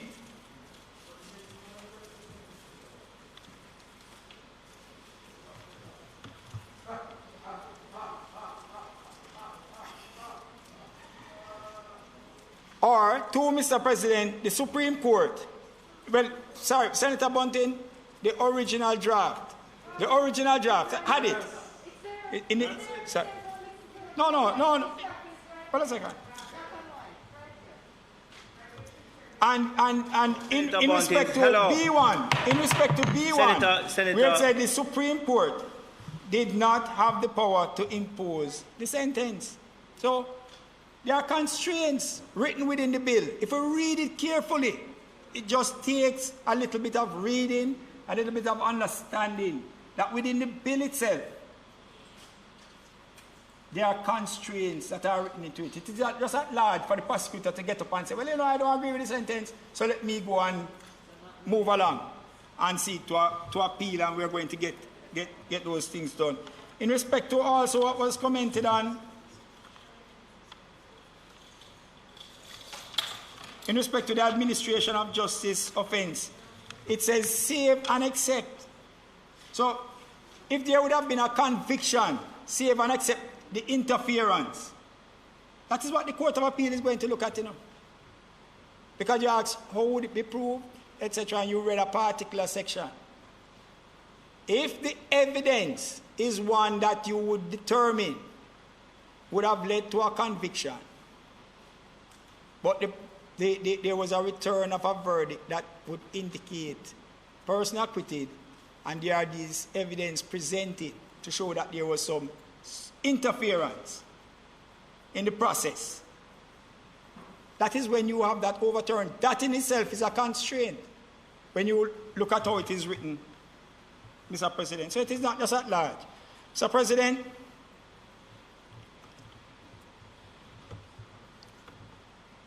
in order to deal with this particular issue, I raise these things for our consideration, for the consideration of the Ministry of Justice, in how it deals with the situations that exist presently in our courts. Jury rooms, when you look at jurors coming into a court, persons who will form the jury pool can be selected as jurors. They are judges of fact, but coming through the same door with the person who is on bail. They're coming through the same door with the witness. They sit in the same environment before they are called to go into the courtroom for the possibility of being selected as a juror. And so these are things that we have to look at beyond the bill.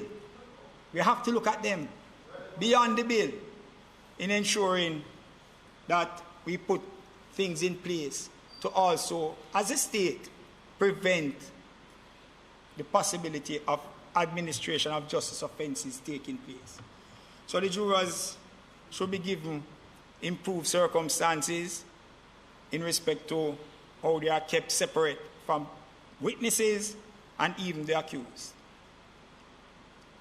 Questions that will also arise, Mr. President, that we have to look at in implementing this particular bill is that should jurors be sequestered, and at what point in time?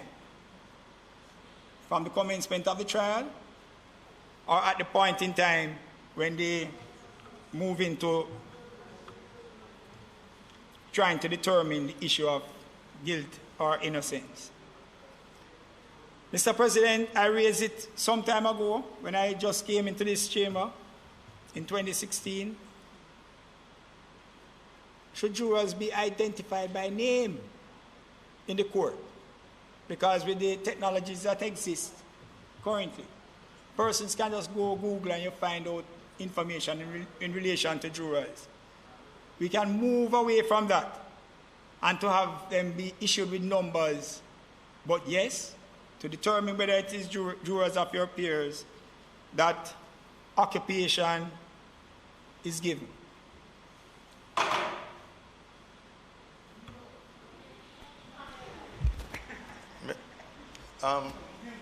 Senator, you need to yield.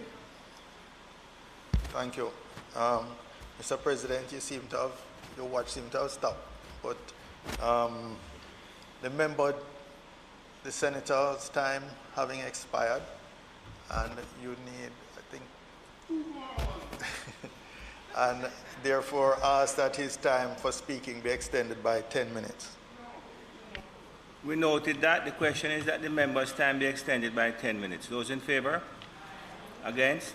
Thank you, Senator Bunting. And I won't need so much time. In fact, I did not even believe that I would have gone beyond the time. But also in respect to witness rooms, again, witnesses come and sit in the same environment and are not protected. So I just throw out those things for the Ministry of Justice to look at in respect to when this bill is going to be passed and to be implemented. In respect to the issue of legal aid contained in the bill, something that I commend, that this particular facility is also now going to be extended to allow for persons to be given legal aid when situations arise where appeals are being pursued.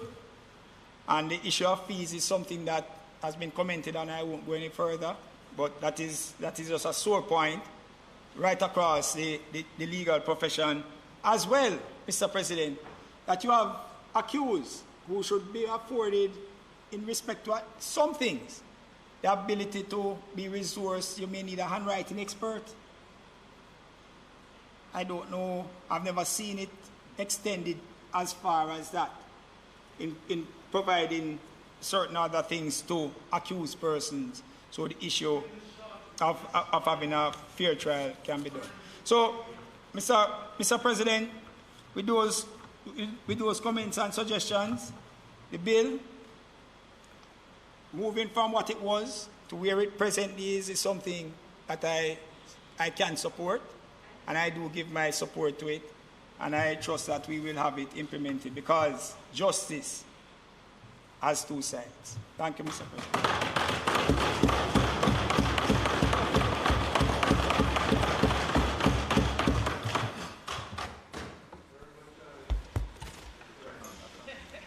Outstanding.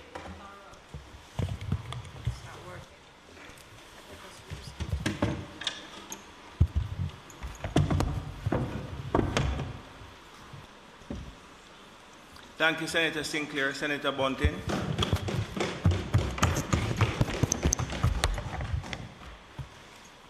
Thank you, Mr. President.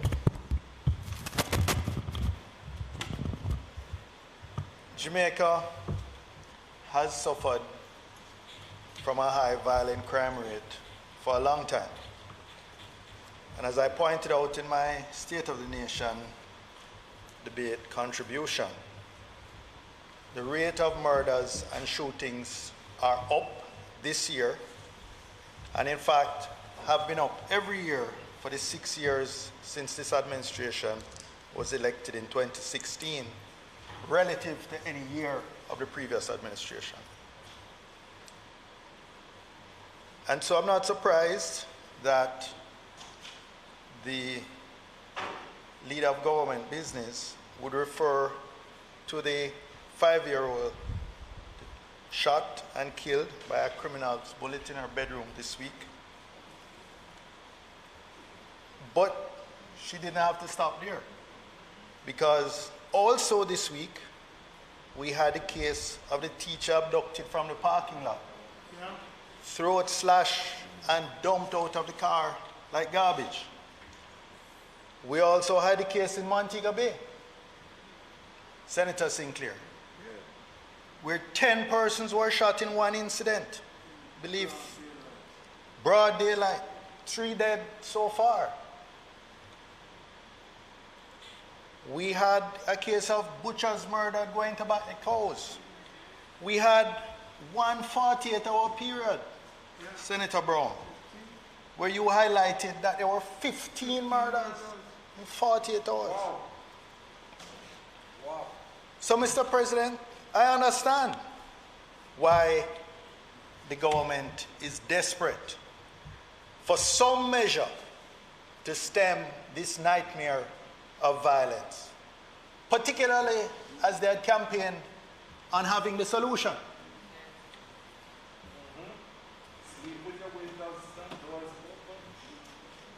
But we've also seen that this administration's first mistaken instinct, is to curtail people's rights. We saw it with the state of emergency. We see it with the heavy-handed enforcement of the DRMA regulations which allows the Prime Minister to now criminalize persons to create criminal offenses by himself. And we are again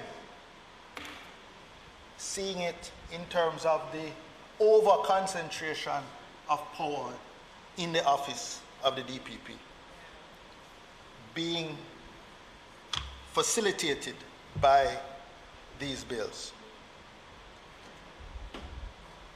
The truth is, however, Mr. President, is that the government is looking at the wrong places for solutions.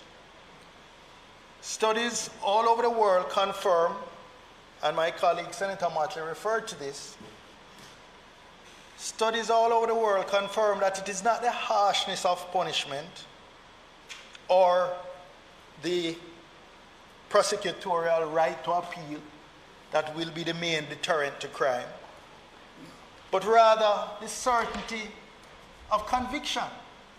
And before you get conviction, you have to identify and arrest the criminals. We have seen since the start of this year, the clear-up rate for murder has hovered in the 30%. On average, 1 in 3. And that is just in terms of identifying somebody to arrest and charge. So at that stage is 1 in 3, and we have seen from the statistics provided that, again, it's about the same or less in terms of the rate of conviction once it comes to the Supreme Court. So where we really need to pay attention to is ensuring that we identify the perpetrators through better intelligence, through better investigation, and build cases that will put them away. Mr. President, when we examine data provided originally by the statistician of the Supreme Court, but included in the Jamaica Bar Association's preliminary submissions on the issue of rights of appeal for prosecution, it shows that the conviction rate after a trial for the year 2020 was 31%. And this is not of murder specifically, but trials in the Supreme Court. The majority of these convictions arose from instances where the accused person pleaded guilty. And I'm here quoting from their submission.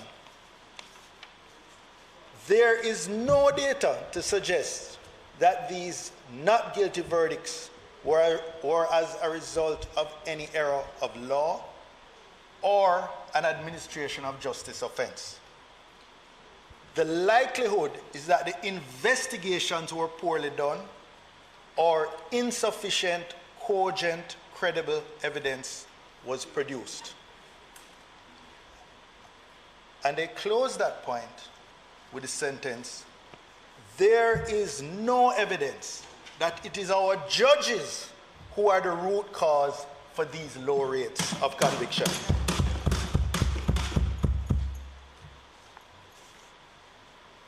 Mr. President, when you look at the spreadsheet and you use, maybe let's not use 2020 because that was a COVID year, so it might be not a typical year. Let us look at 2019. The number of cases disposed of in a home circuit court, 309. Guilty plea, 112. Guilty verdict, 33.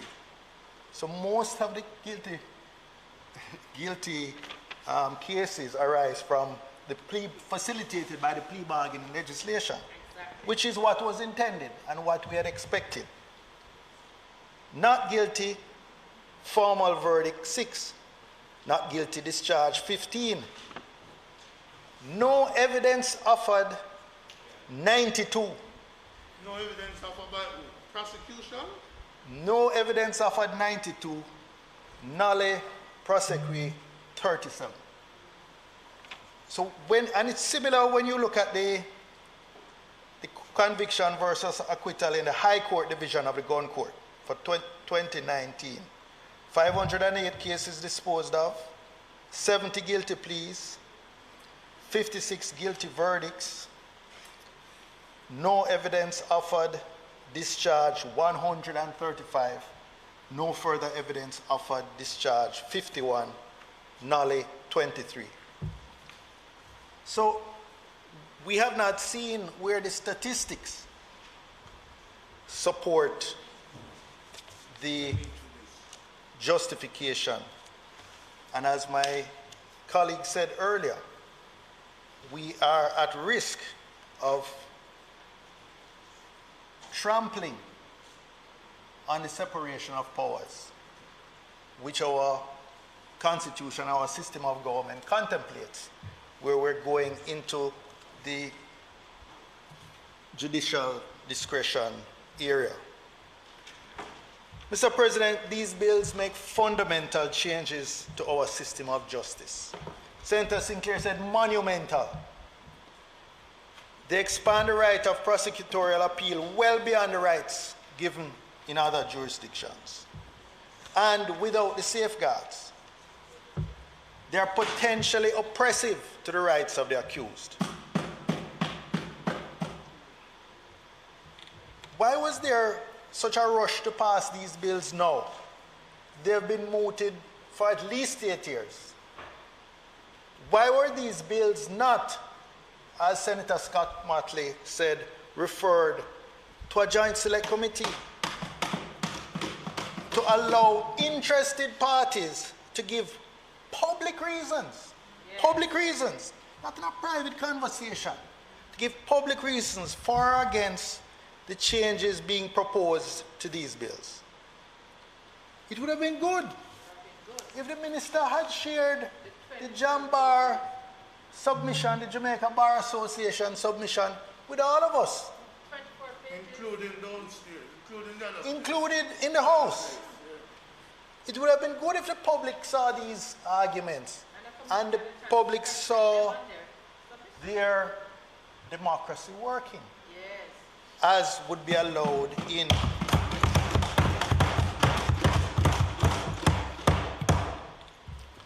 Now,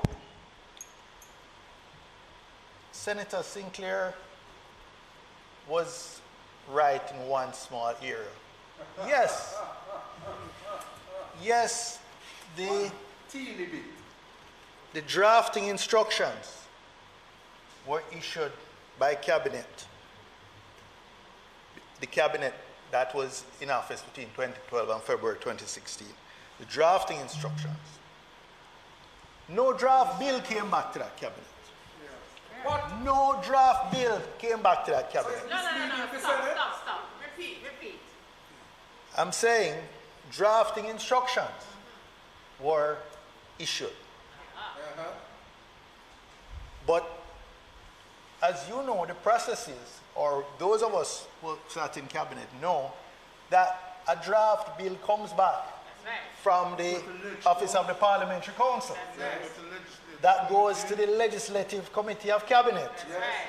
And after that, it comes to Cabinet before coming back to Parliament. So I don't know what document he's talking about, but it's obviously an internal document of the Ministry or the Ministry of Justice or the Parliamentary Council. And he was disingenuous at best to suggest that that document was from Minister, then Minister of Justice Golding. Disingenuous at best. To say the least. I bet it had no signature on it. No signature on it. You should share it with us. Mr. President, no one would argue against giving the prosecution the right to appeal for what is called an administration of justice offense. The leader of the opposition in the debate in the lower house said it might have been more useful to call it an obstruction of justice offense, such as was alleged in the Vibes Cartel case, an incident with which you would be very familiar, Mr. President. That was an allegation of jury tampering. That was the position that then Minister of Justice Golding was advancing. That was the purpose. And he knows that. But the approach to the passage of these bills and what is contained in these bills raise a whole set of concerns. First of all, by bypassing the usual wide consultative process of a joint select committee, when there is no urgency, what that does is diminish the quality of our participative democracy. It diminishes the quality. The second concern, as I mentioned earlier, it over-concentrates powers in the DPP. And that is always, when you're concerned about a creeping authoritarianism, which we've seen elsewhere, this is one of the things that alarm us. You're saying it's a galloping authoritarianism. But it's not only concentrating that power in the executive, but it is also taking away some of the power of the judiciary. That is very disturbing. Very dangerous. At least it is attempting to do that. And the third major concern is that, again, it goes back to my State of the Nation address, Senator Webby. This threatens to deepen the inequalities that already exist in the society by virtue of the lack of resources of poor defendants who are going to be further burdened, even if they can survive, even by the generosity of attorneys taking cases pro bono. There will be a point at which goodwill and resources run out, and a prosecution can just keep them in the system year after year after year. And you know, the reason the leader of government business raised the 5-year-old case, it's a sort of a, what in America they would call a dog whistle, to raise the specter that, you know, this is just to deal with those vicious, dog-hearted criminals. But let us get the numbers. But I want to remind you, and we heard 2 instances mentioned in the debate already, but I want to remind you that some of those victims of the unfair, unjust, and even abusive treatment by the prosecutorial system don't fall into that category at all. We had one just this week. We had the story of Detective Constable Alicia Jones, freed of a murder charge after 11 years. Just imagine, 11 years her career is put on hold. Her father died without seeing her acquitted, died of a broken heart. How can she function normally after that? And then you want to say, achieving acquitted by the court. You want to appeal after 10 years? Under this legislation, her trial could be, her acquittal could be appealed.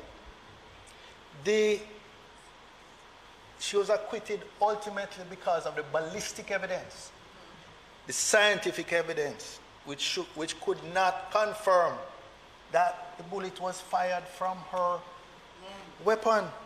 The round didn't come from her pistol. But, Mr. President, there is one that you are even more intimately familiar with. There's a case of Dwayne Lewis. Yes. I recall when I was minister, this case had already been going on for 8 years. That's all like soccer case. And 50 court appearances. This was back in 2014. Yeah.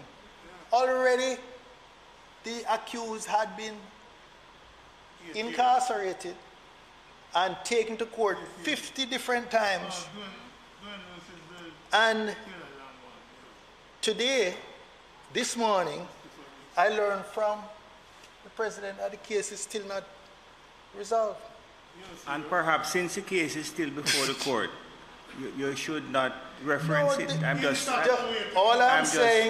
saying that since the case is presently before the court and you really know nothing about it, perhaps you should refrain from making reference to it. I'm not getting into the particulars of the case. You are, because you identify me as being the counsel and suggesting that I know about the case. No, let me put it to you this way. I would prefer if you did not make mention of the matter as it is still live and presently before the court.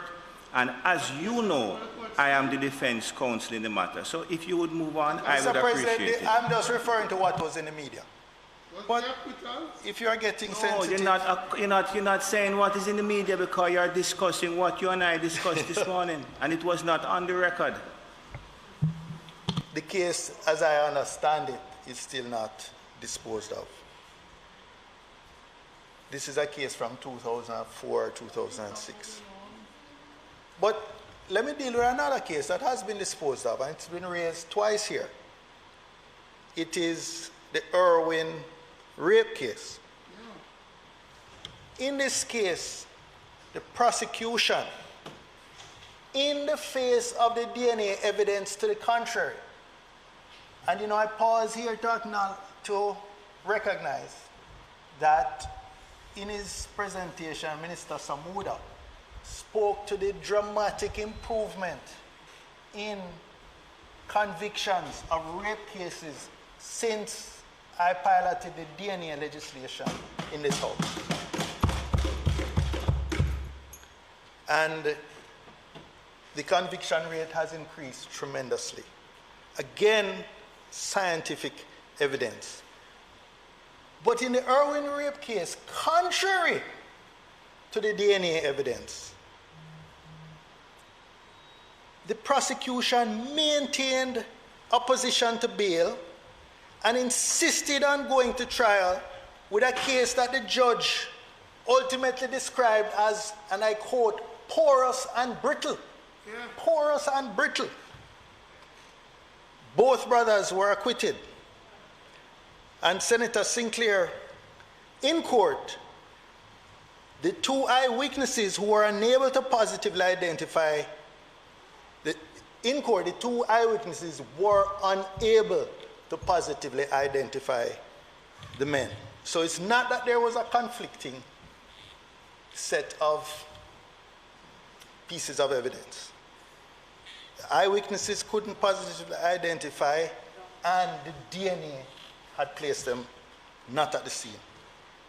So what this just demonstrates, one, is that witness evidence is as unreliable as Senator Sinclair's version of events, and that we need to rely more on forensic scientific evidence in our prosecution.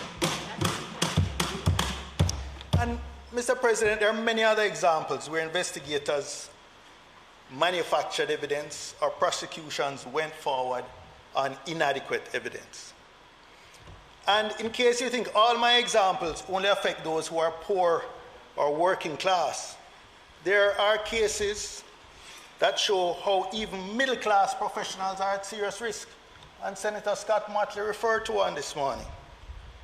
Prosecution was initiated by a company against senior executives. The resident magistrate found there was no fraud committed.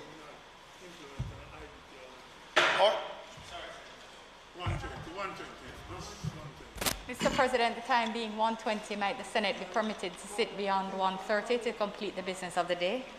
Members would have heard the question. Those in favor? Aye. Against? Senator Bunting, continue, please. The resident magistrate found in this case there was no fraud committed or even intention to commit a fraud, and acquitted the accused. The complainant did not agree with the verdict and sought to set aside the acquittal and have a retrial. In addition, well, let me say every court held that the autrefois acquit would apply. Double jeopardy would apply. But it nevertheless went through 5 stages because money was no problem for the complainant. One defendant died without enjoying his acquittal. Another has struggled to recover her good name and restore her good name. The process ended in the Privy Council 4 years after acquittal by the resident magistrate.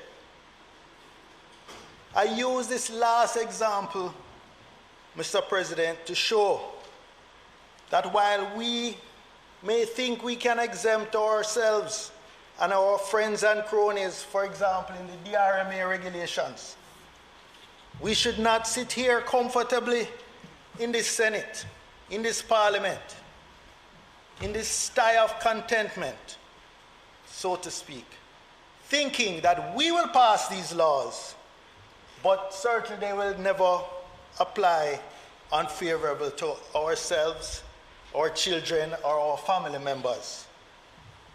And they will never have to face the dangers of these amendments that we're passing today. what the example that Senator Scott Motley raised earlier shows that it only takes a powerful person with a fiat to prosecute to make the life of even uptown, Upper St. Andrew professionals a living hell. Can lead to persecution instead of prosecution. That's correct. So just some specific comments on the bill, and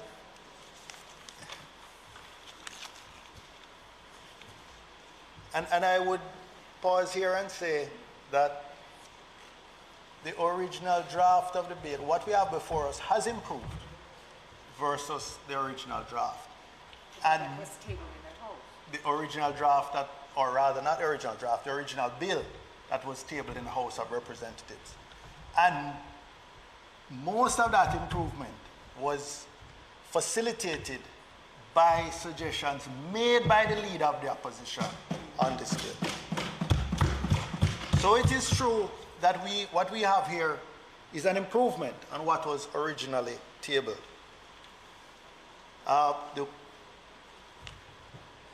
whole removal of the term of mixed law and facts, which was in the original, that came from the leader of the opposition. And we are happy that any right of appeal grounded in challenging a fact has been removed.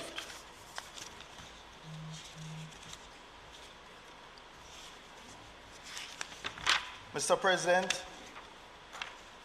we also are concerned that the evidence, the so-called fresh evidence, must meet a high bar.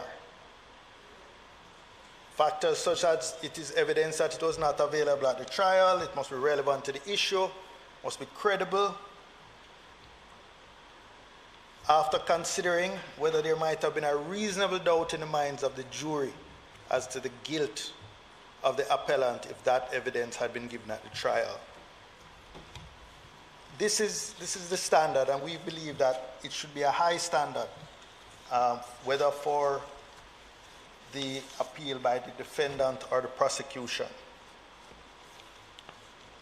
And to come back to the issue of the cost, because this is one of the areas that we feel, one of the risks of this bill of being oppressive. The Bar Association in their submission made a point that the Gun Court Act should be amended to allow appeal to the highest court in the land unconditionally, save for the constitutional provisions for same.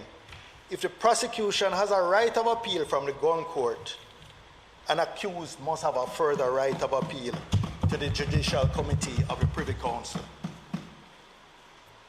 And the Legal Aid Act and regulations needs to be amended to remove the accepted offenses. For example, under the Dangerous Drugs Act. Because the burden that is being placed here on an average citizen would mean that an impecunious citizen would be disadvantaged in any event, but especially by this extended right of appeal for the prosecution.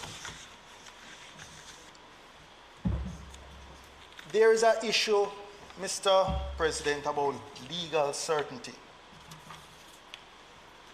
And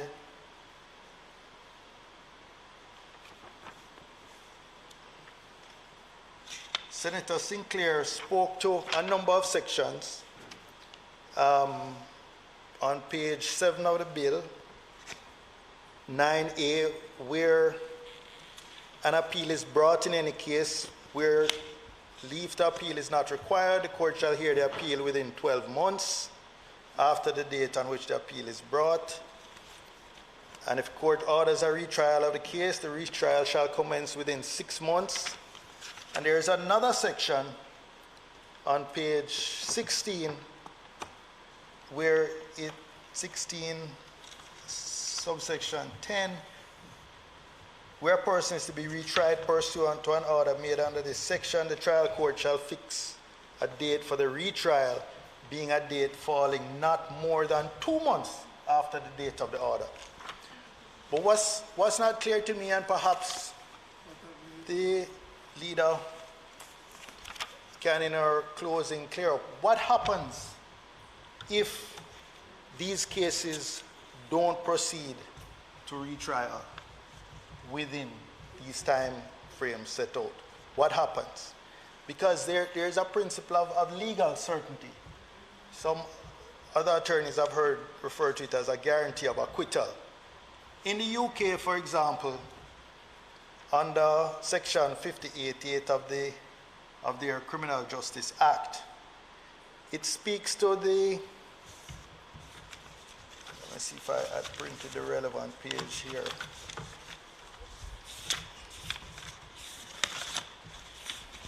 Section 58.8.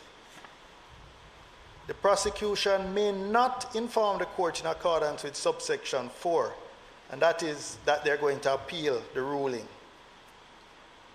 unless at or before that time it informs the court that it agrees that in respect of the offense which is the subject of the appeal, the defendant in relation to that offense should be acquitted of the offense if either of the following conditions is fulfilled.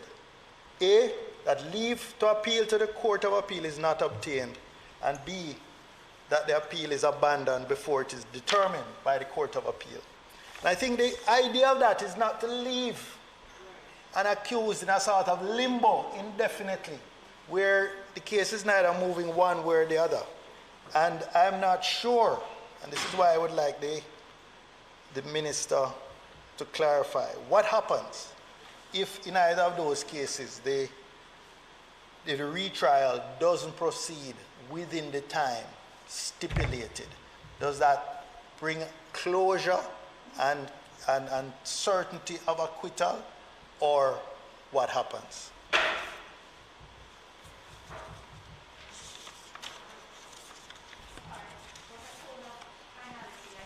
That he was ending in any event. No, I think he was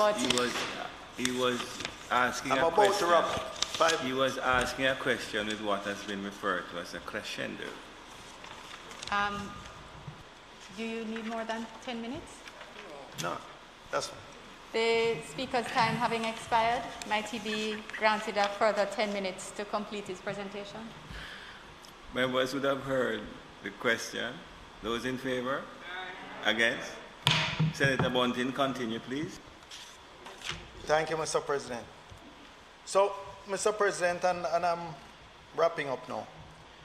The risk of these bills is that they will overburden an already under-resourced appeal system.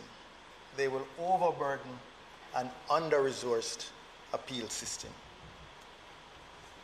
They will also perhaps overburden the jury system, as many more defendants may seek for a jury trial because at least their acquittal would be final in that circumstance. And the final risk is that it can oppress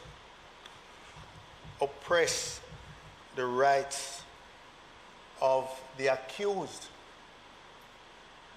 It financially oppresses them and further oppresses them by extending even longer the process, the length of the process during which their lives would be on hold, as we saw in the case of Woman Constable Alicia Jones. Thank you very much, Mr. President.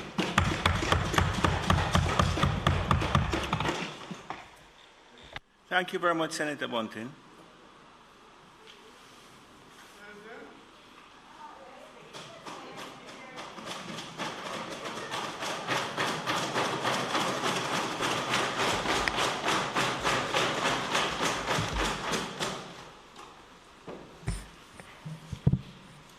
Senator Campbell, as in Lex.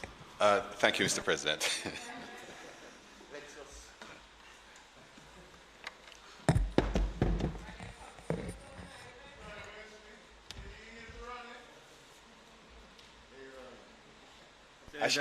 Mr. President, I shan't detain you very long.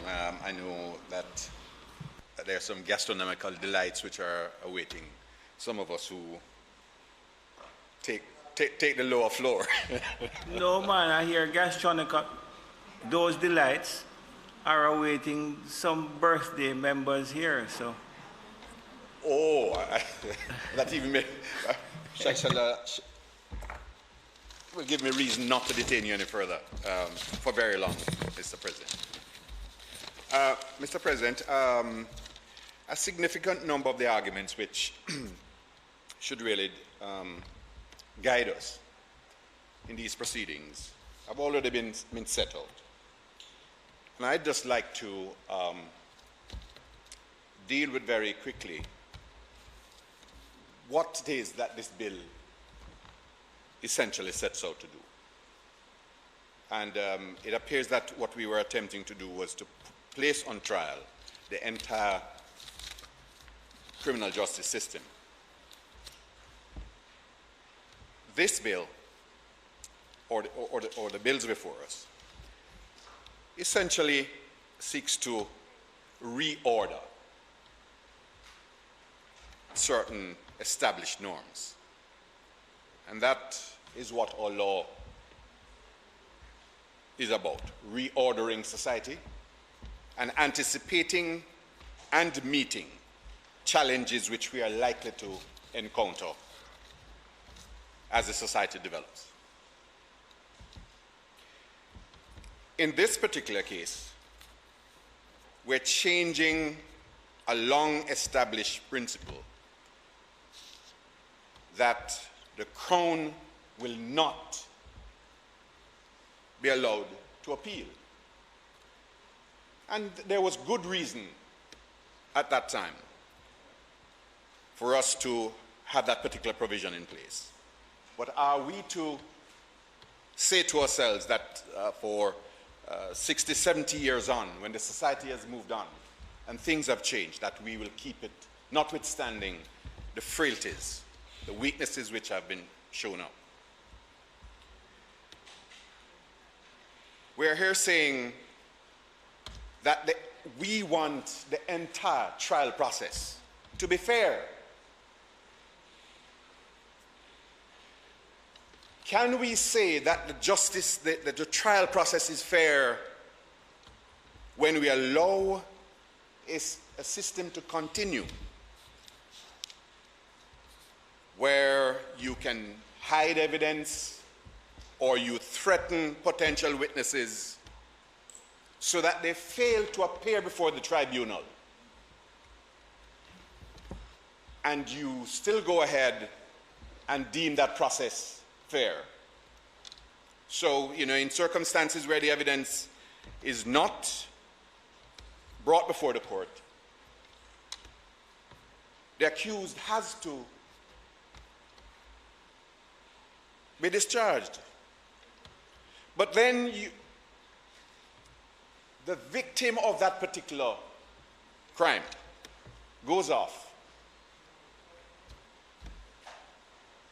and he feels hard done by, and he says the system is not working for him. But then he discovers that there is evidence there which points to unfairness in the system. And he says to the powers that be, listen, this needs to go back before the court for the entire process to be treated as fair.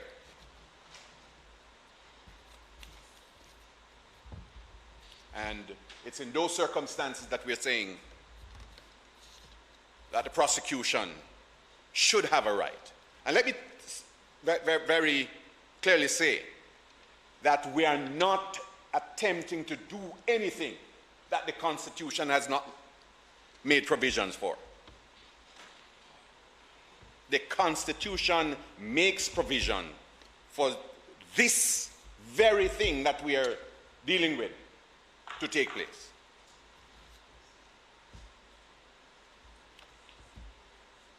Are we saying that it is fair to the society when a judge determines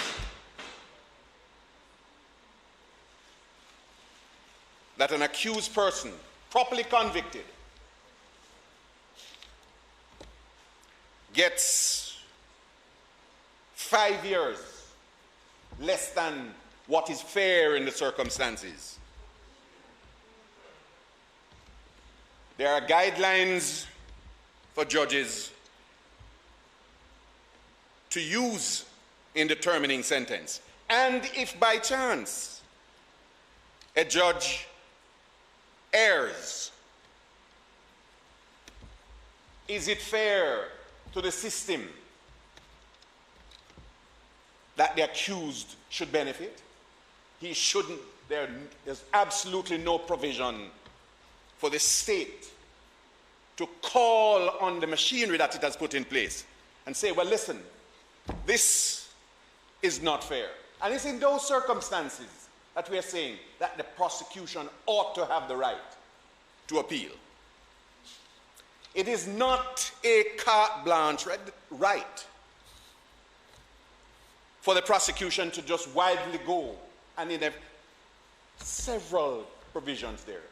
But we are looking at a system which, to this date, remains unfair to the entire society. And who represents the entire society at a trial, at a criminal trial, is the Department of Public Prosecutions, in whatever form you take it. So we should, in bringing fairness to the proceedings, say that the rights to which an accused man is entitled. I heard Senator Scott Motley saying that we call into question the integrity of the system when we allow the prosecution to appeal the sentencings. But isn't that the very thing that accused people have been able to do for umpteen years? They have been calling. Are you saying that when the accused man appeals and says that my sentence is manifestly excessive, so so if you're saying that when if the prosecution is allowed to do it, it calls into question the integrity. By reason of logic, if when the accused does it, when he says, "Oh, Judge, you've made an error in relation to my sentencing," it would amount to the same thing, isn't it?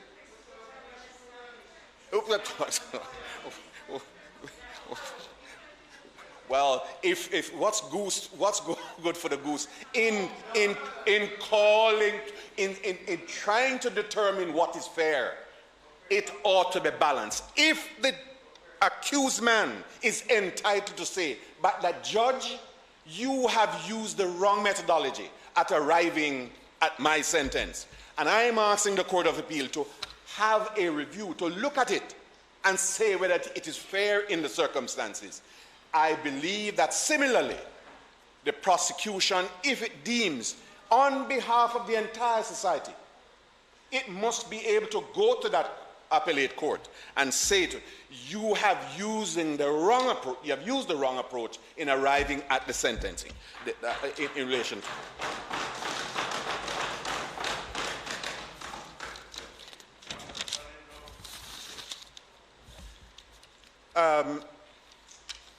Mr. President, we have circumstances you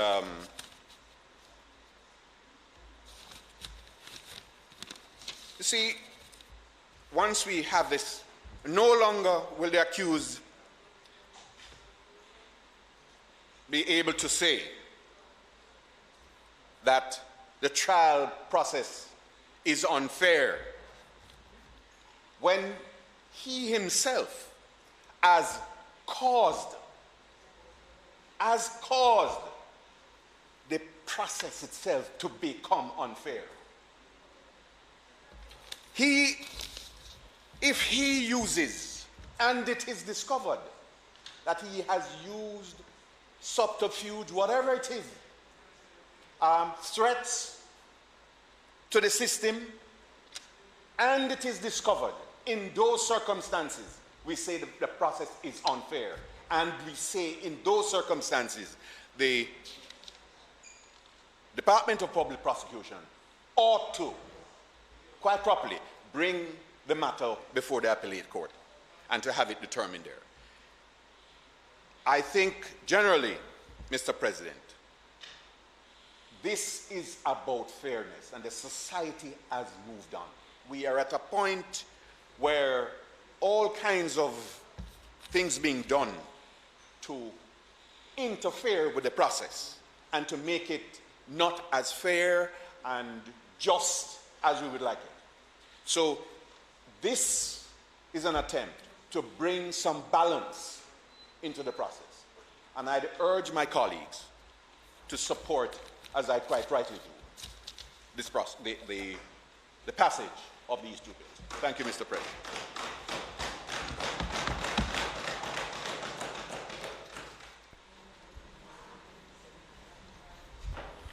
Thank you,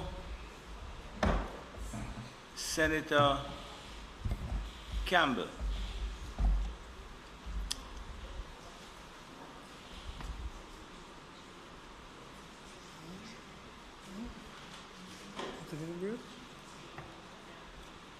Mr. The lectern. No. Okay, I'm sorry, Senator Brown. The lectern I was at. No, he said he doesn't need it. It's okay. Eh? No. Cover is. Mr. President. Mr.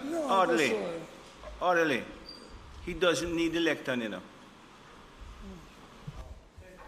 Yeah. Brown. I thank Senator Campbell for holding brief for Senator Bryan, because that strike me, that's what he was doing. President, I rise in opposition to this bill, to these bills. I oppose them, whichever signature would appear on them. In the past, when I sat on that side, I've disagreed and opposed positions adopted by the government.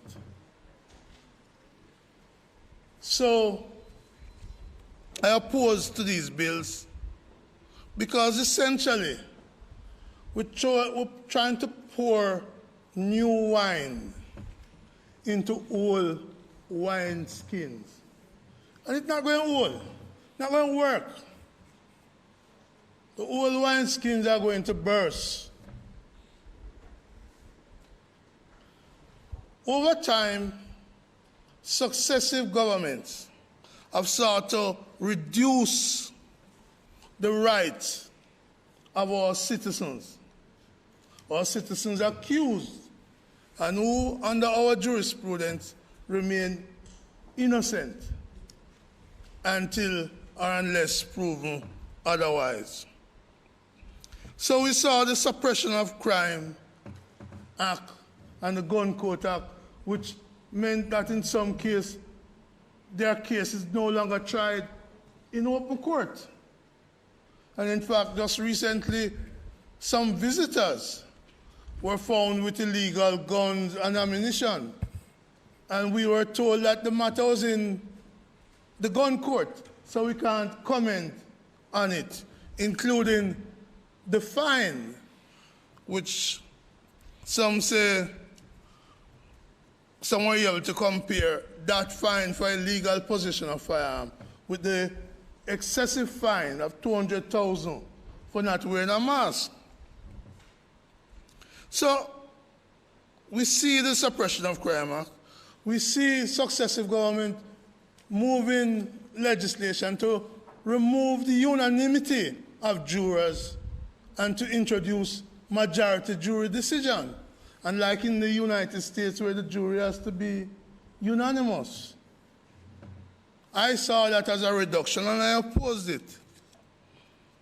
We see also the introduction of paper statements. So that if somebody is not available, paper statement can be used, can be challenged, can be cross-examined on. So we whittle away the rights of our citizens. And some would say, what has been the result?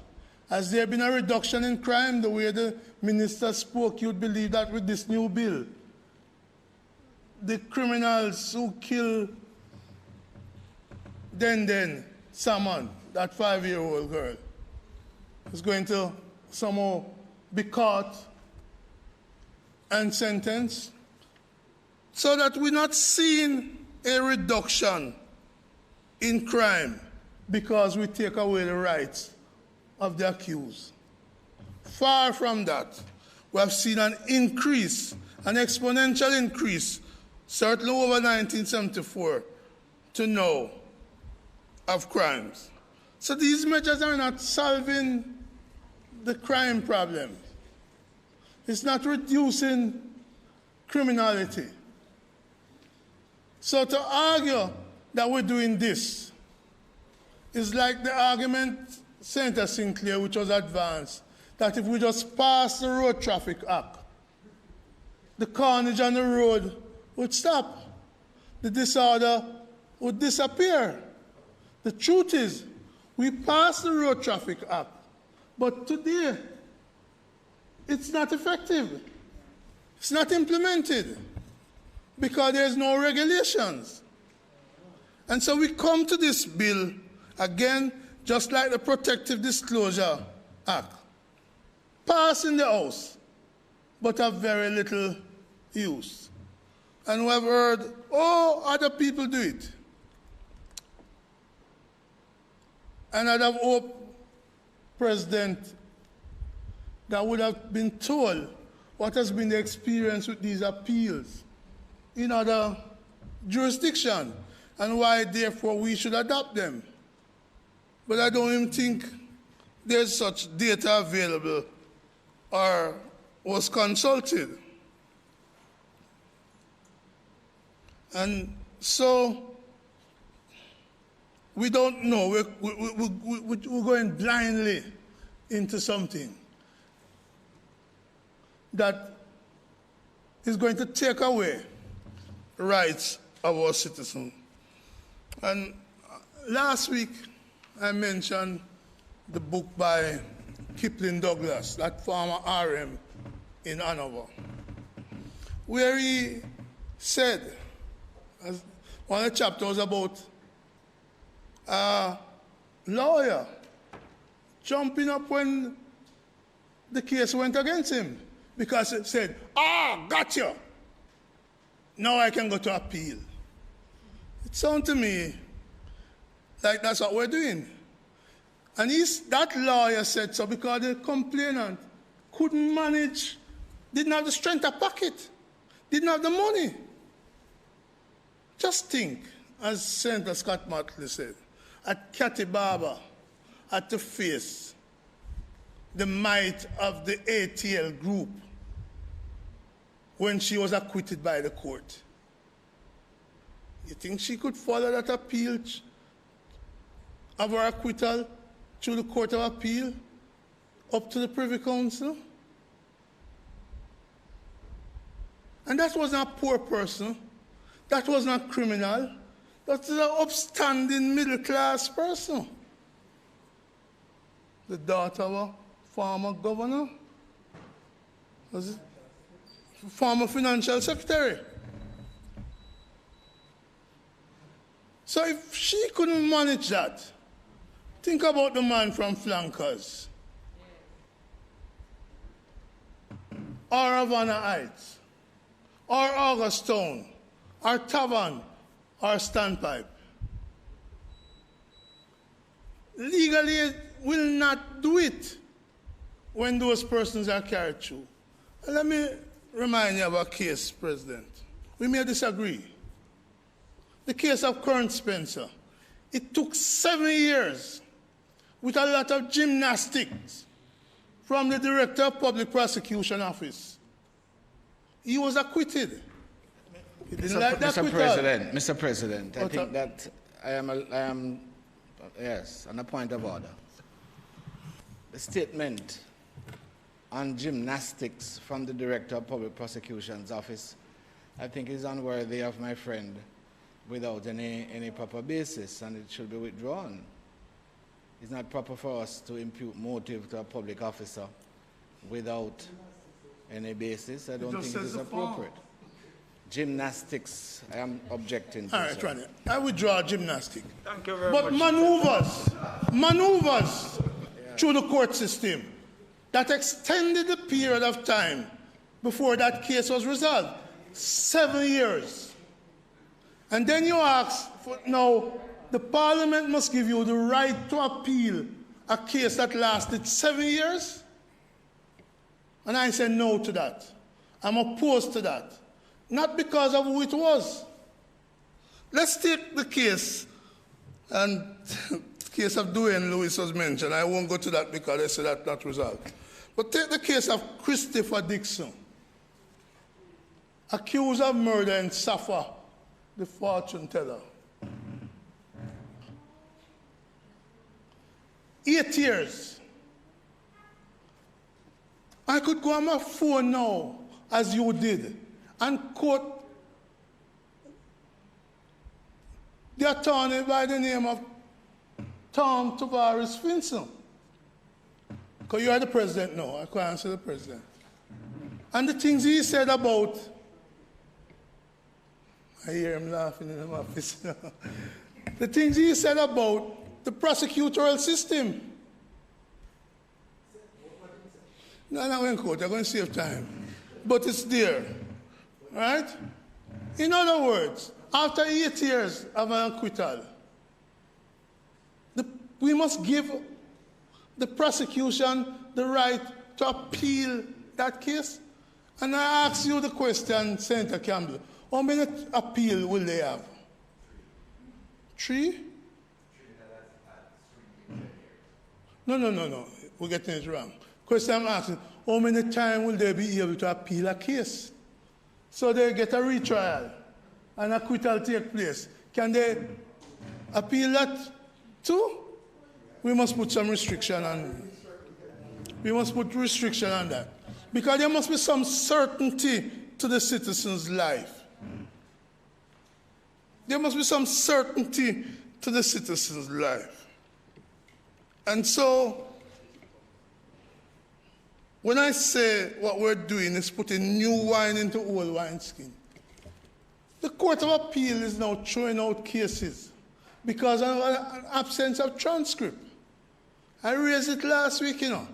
You're putting in now a sexual harassment tribunal, larger than the Court of Appeal.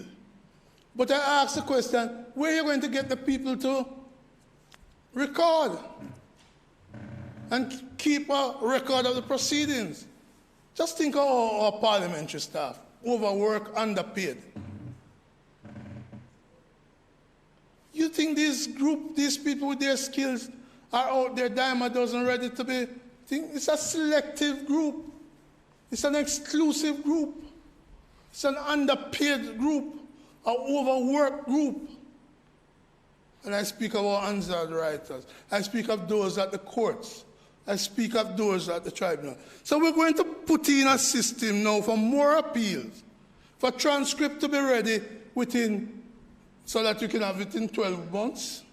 Points you are making, you know, President, about are we ready for this? Are we putting the cart before the donkey? Or are we behaving like donkeys?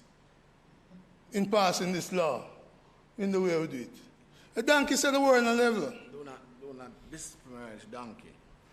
Donkey said the word on level, and that is correct. So we're presenting a situation here now where the infrastructure for what we're doing, now is not proper, not good, rickety, weak. And we're now going to be adding more to that. Are we really serious? Are we just passing this to say we pass a bill to give the right to the DPP to determine appeal against convictions, which they may not be happy with? And let us be clear, I think you said it, President. This is not about decisions of the juries. Because people out there may say, yeah man, the jury make a bad decision. This is not about decisions of the juries. You can't appeal the decision of the jury. Let us be clear. That's not what these two bills are doing. They are not asking you to appeal a decision of a jury that you disagree with. So some people may say, oh yeah man, people will take bribe and so. That's not about the jury. It's the decision of the judges that is being appealed. Senator Brown,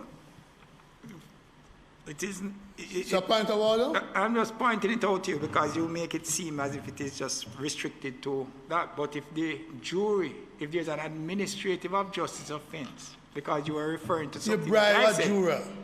Eh? But essentially, what we're talking about is not the decision of the jury. Not the decision of the jury. If somebody is bribed or so, and that happens now, even now, it can lead to the prosecutor making a null prosecution. So that's not what we're trying to challenge. It's not the jury decision. And I say that because members of the public may believe that it is a jury decision that you're challenging. No, it's not the jury's decision. It is the judge's decision. Judge's decision on no case submission. Judge's decision on quashing an indictment. That is what is being challenged. And the question I ask myself, of our judges, are we not confident in them? Are we not confident in them? Are we not putting in place something which says, Judge, I am the prosecutor here. I feel it should go this way. And if it doesn't go that way, I know have a right to appeal. Which judge loves to see their cases being appealed? So now you're putting pressure on the judges, where we say, whatever you decide, I'm going to appeal you. So it strikes me that this is about a lack of confidence in our judges. We believe, we may disagree sometime on some of the decisions, because I disagree on the 200,000. But that is within their competence and authority for people and fine. I may disagree with it, but they have a right to do it. I may disagree with giving a gunman a couple years rather than a longer sentence. But it's the judge's right to do it. And I believe we must show that confidence in the judges. To tell me judges going to make errors, yeah, that is a given. Judges make errors in summing up historically. But it's not deliberate, not malicious. And because we come from a system which says the defendant is innocent until proven guilty. And if I may quote Minister Chuck when he was at law school, it's better for a guilty man to go free, or 1,000 guilty men to go free, than one innocent man be convicted. But that was when he was at law school. Now he's minister. Now he's minister. The view changed. And so, yeah, that sounds like gymnastics.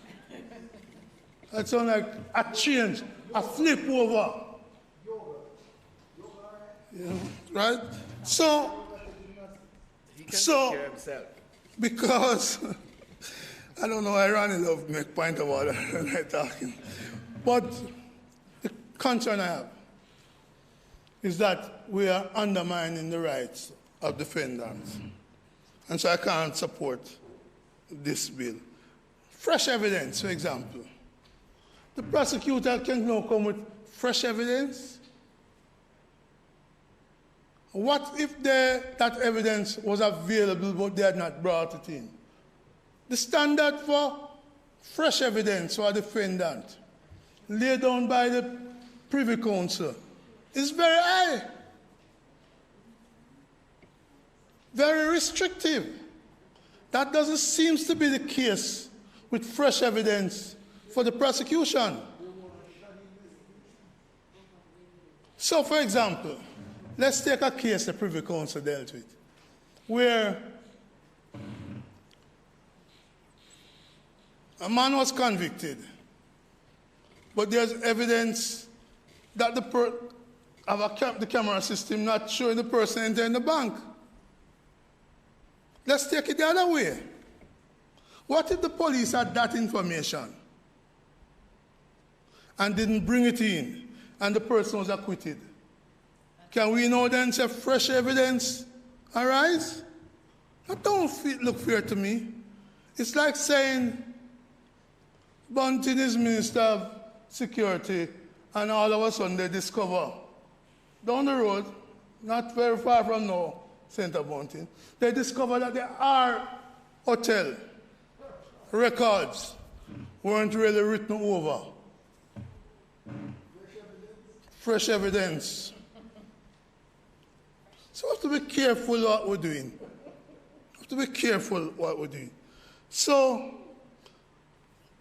on the basis of what has been said, there ought to be certainty.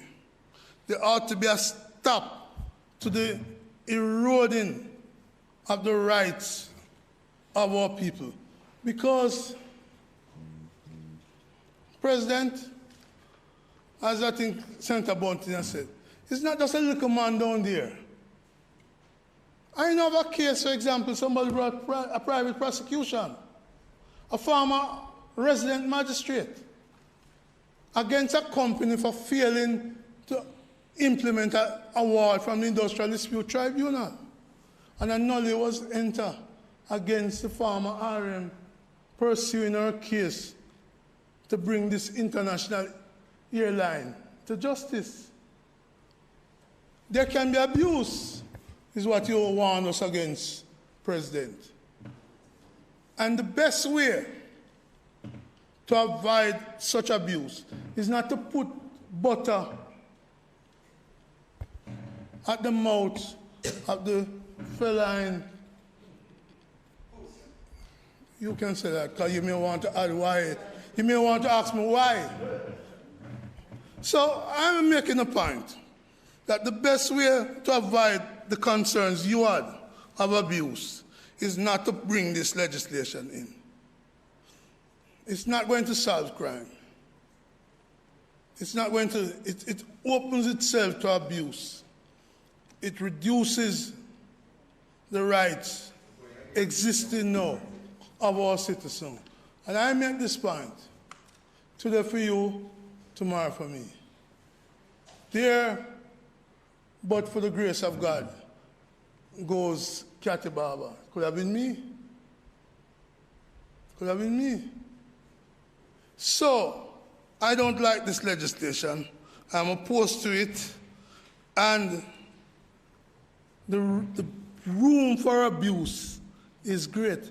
Maybe not this DPP, but we never know who. Maybe the next DPP or the DPP after. And the best way to avoid that is for us to withdraw this bill, not proceed with it, and keep.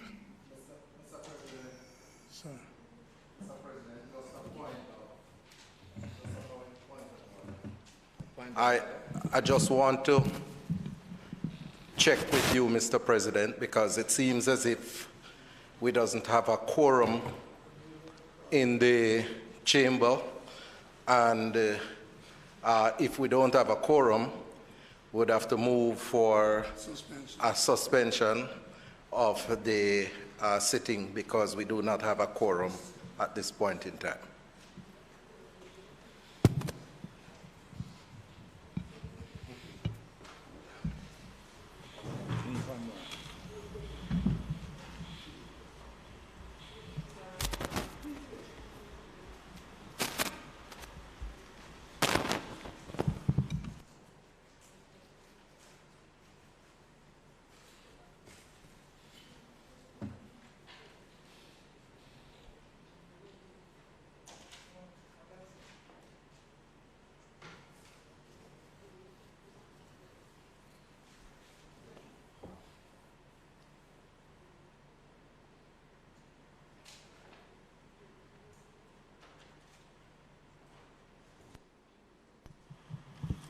All right, what we have here in respect to the standing orders as it deals with quorum,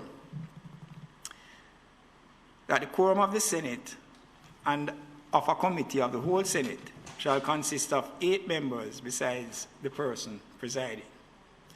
And 7.2, if at any time during a sitting of the Senate, objection is validly taken by any member that there is not a quorum present, the person presiding shall direct members to be summoned, and if at the end of 5 minutes a quorum be not present, he shall adjourn the Senate without question put.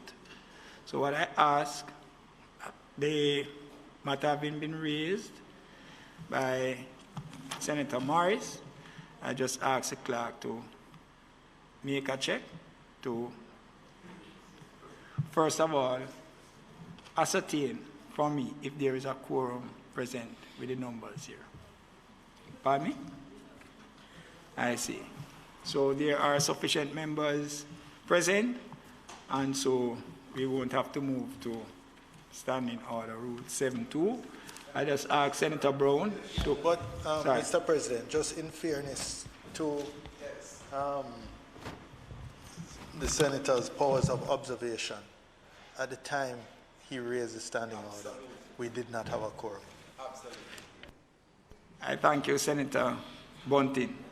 And as the rule says, that it requires me to summon, and if at the end of 5 minutes, I did not even have to go to that because I'm told that way under the 5 minutes, that we have a quorum present, I then ask Senator Brown to continue his presentation. Thank you. I'm wrapping up to President, but I'm glad that it doesn't matter whether they're here or not, you know, because the people of Jamaica hearing what I'm saying. So let me continue. Senator Campbell L. raised the issue of the prosecution should be able to challenge sentences. Maybe what we should do is do what the United States do. They have a victim assessment.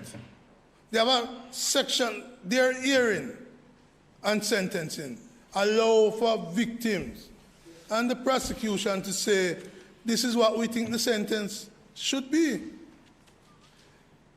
Not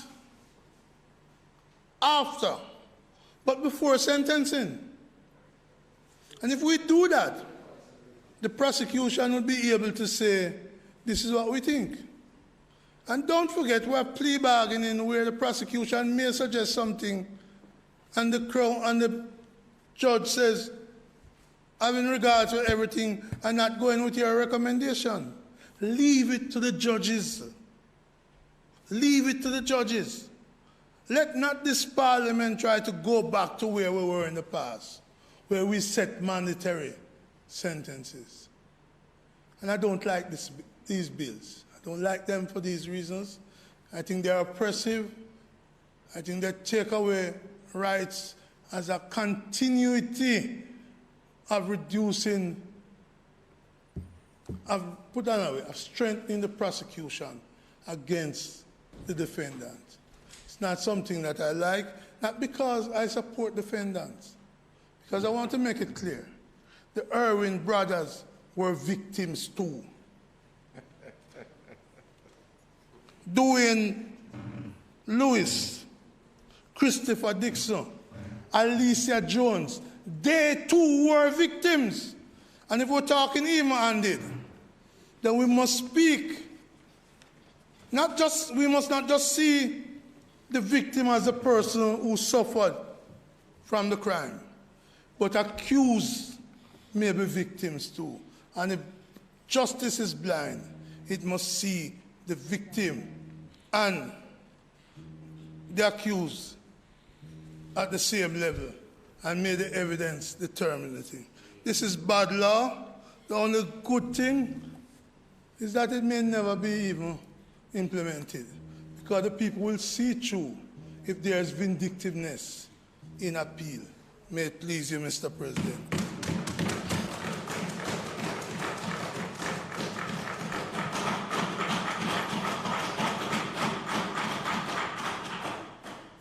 Thank you very much, Senator Brown.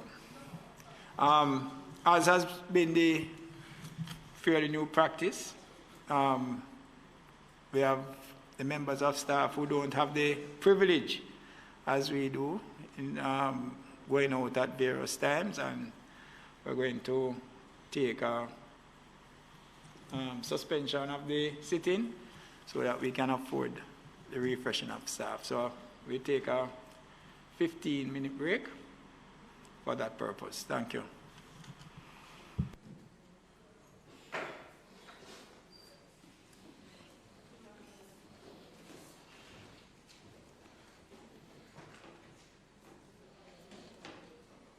The Honorable Senate is now suspended.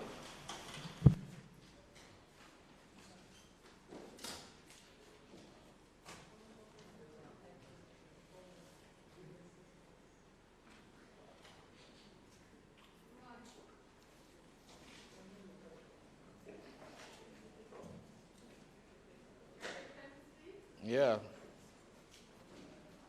You don't see me hurry up and come. You don't see me hurry up and come. I thought it was finished, but I still have a chance.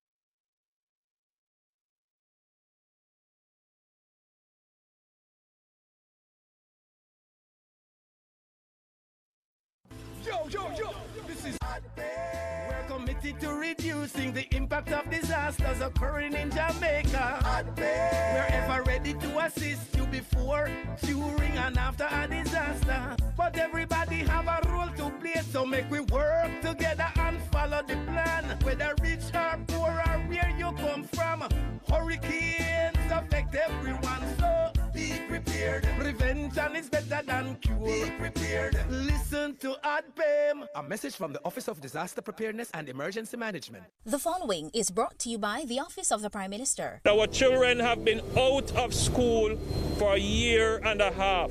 The impact on their education is significant and it will be long-lasting. As a responsible government, we cannot place the education of your children, our children, at risk. There is a ray of hope, and that hope comes in the form of the vaccine. The proceeding was brought to you by the Office of the Prime Minister.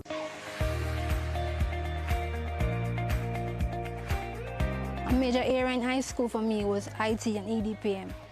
I did that for 2 years, and from then I realized that there was a drive for more of technology.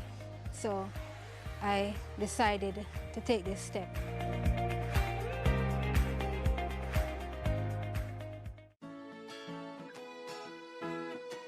Crime is Jamaica's #1 threat. As we stay apart while working together to fight COVID-19, we must all live good and unite against crime and violence in Jamaica. Live good means talk it out, don't fight it out. We must live good to build a safe Jamaica. Stay home, stay safe, live good. We work to make communities safer by essentially looking at the structures in the community that contribute greatest to social capital building. Try to reinforce, build, and establish those structures in a way that the community can sustain their own safety and own their own peace. When we say, for instance, we're doing a zinc fence removal program, what we're really doing is improving the line of sight. If you're on the street and you can see better what is behind the fences, then as you walk along the street or children play on, etc., you're able to contribute to crime prevention. We believe, in terms of our mandate and our responsibility, that by making communities safer, we can make Jamaica safer.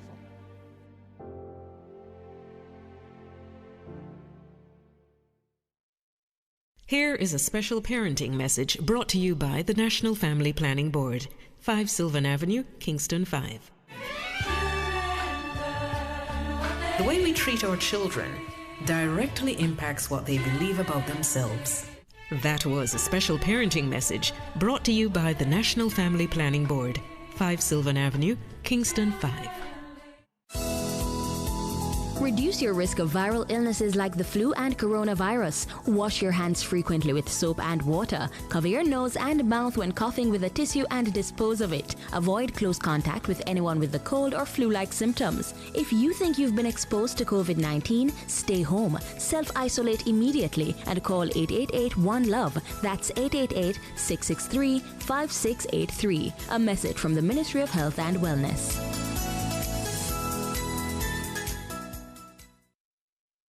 Jamaica is a beautiful place. Our people have a beautiful spirit, but we are too aggressive, and the way we interact with our friends and neighbors, I genuinely believe that we have the capacity to deal with this problem of violence. But it's going to take all of us. It's going to take every organized group of Jamaicans that we fundamentally reject violence. Violence has no place in a modern society.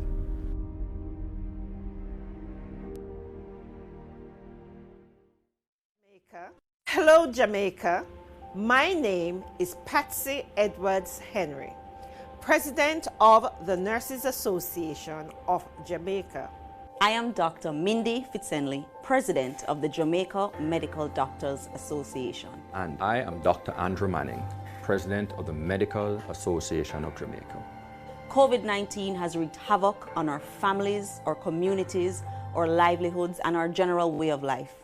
Globally, over 100 million persons have been infected and more than 2 million have died. Here in Jamaica, over 21,000 persons have been infected and close to 400 have died. Thankfully, through proactive action, we now have access to a safe COVID-19 vaccine. I will take the vaccine. I will take the vaccine. I intend to take the vaccine. And I encourage all of our frontline workers, and in particular our doctors, our Medical Association of Jamaica members, and in particular our nurses, to support me in championing this cause. Let us protect ourselves and the people of Jamaica. Vaccinate to stay safe. This is an important message from the Ministry of Health and Wellness. Nah, click on your link for my liquor brother pre that slap bro, we no need that. And the next thing them type a song they are listening online, what kind of thing that some big man pose up on them profile and a put chat to a small child. Watch yourself on social media when you a post boxes, no do nothing too wild. What if your little brother said a post ya? What if your bro dead in another crime video ya? What if your little sister take a one pic and it a put up everywhere like it's a poster? Before me share the post, the pic, I ask myself what if I nah comment, I nah go click me. Before me ask what if I nah comment, I nah go click me. Before me ask what if, so before you share the post, the link, just ask yourself what if, yeah. When you're there online, make it a new day at the rhyme. Keep up with the time. Broadcasting Commission, I remind you.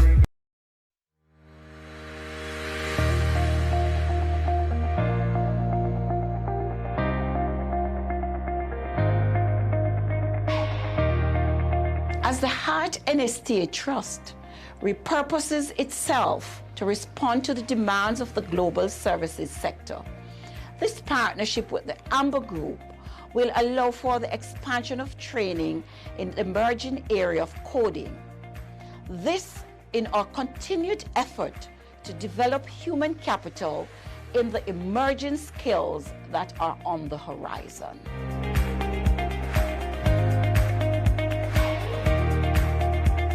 We've actually decided to embark on this partnership because Jamaica as a country is well placed. We're English speaking, we're just south of North America, and we have such talent in terms of our youth, in terms of our personnel.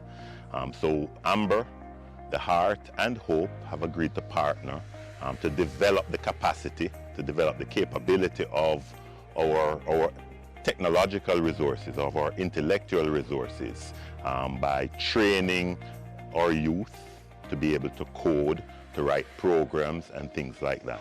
I inquired about it and they said that yes, I could join.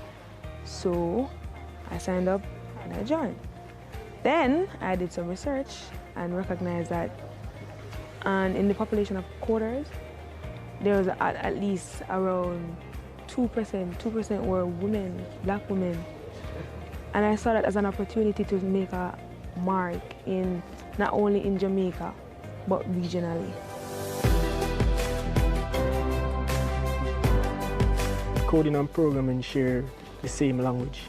So I got more interested because of programming, because a couple of years ago I wanted to do programming at VTDI. A major area in high school for me was IT and EDPM. I did that for 2 years, and from then I realized that there was a drive for more of technology.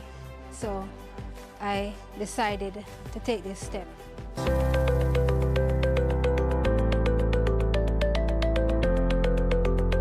I'm looking for a successful career in being a software developer, a software engineer, and I want to create softwares or apps for myself.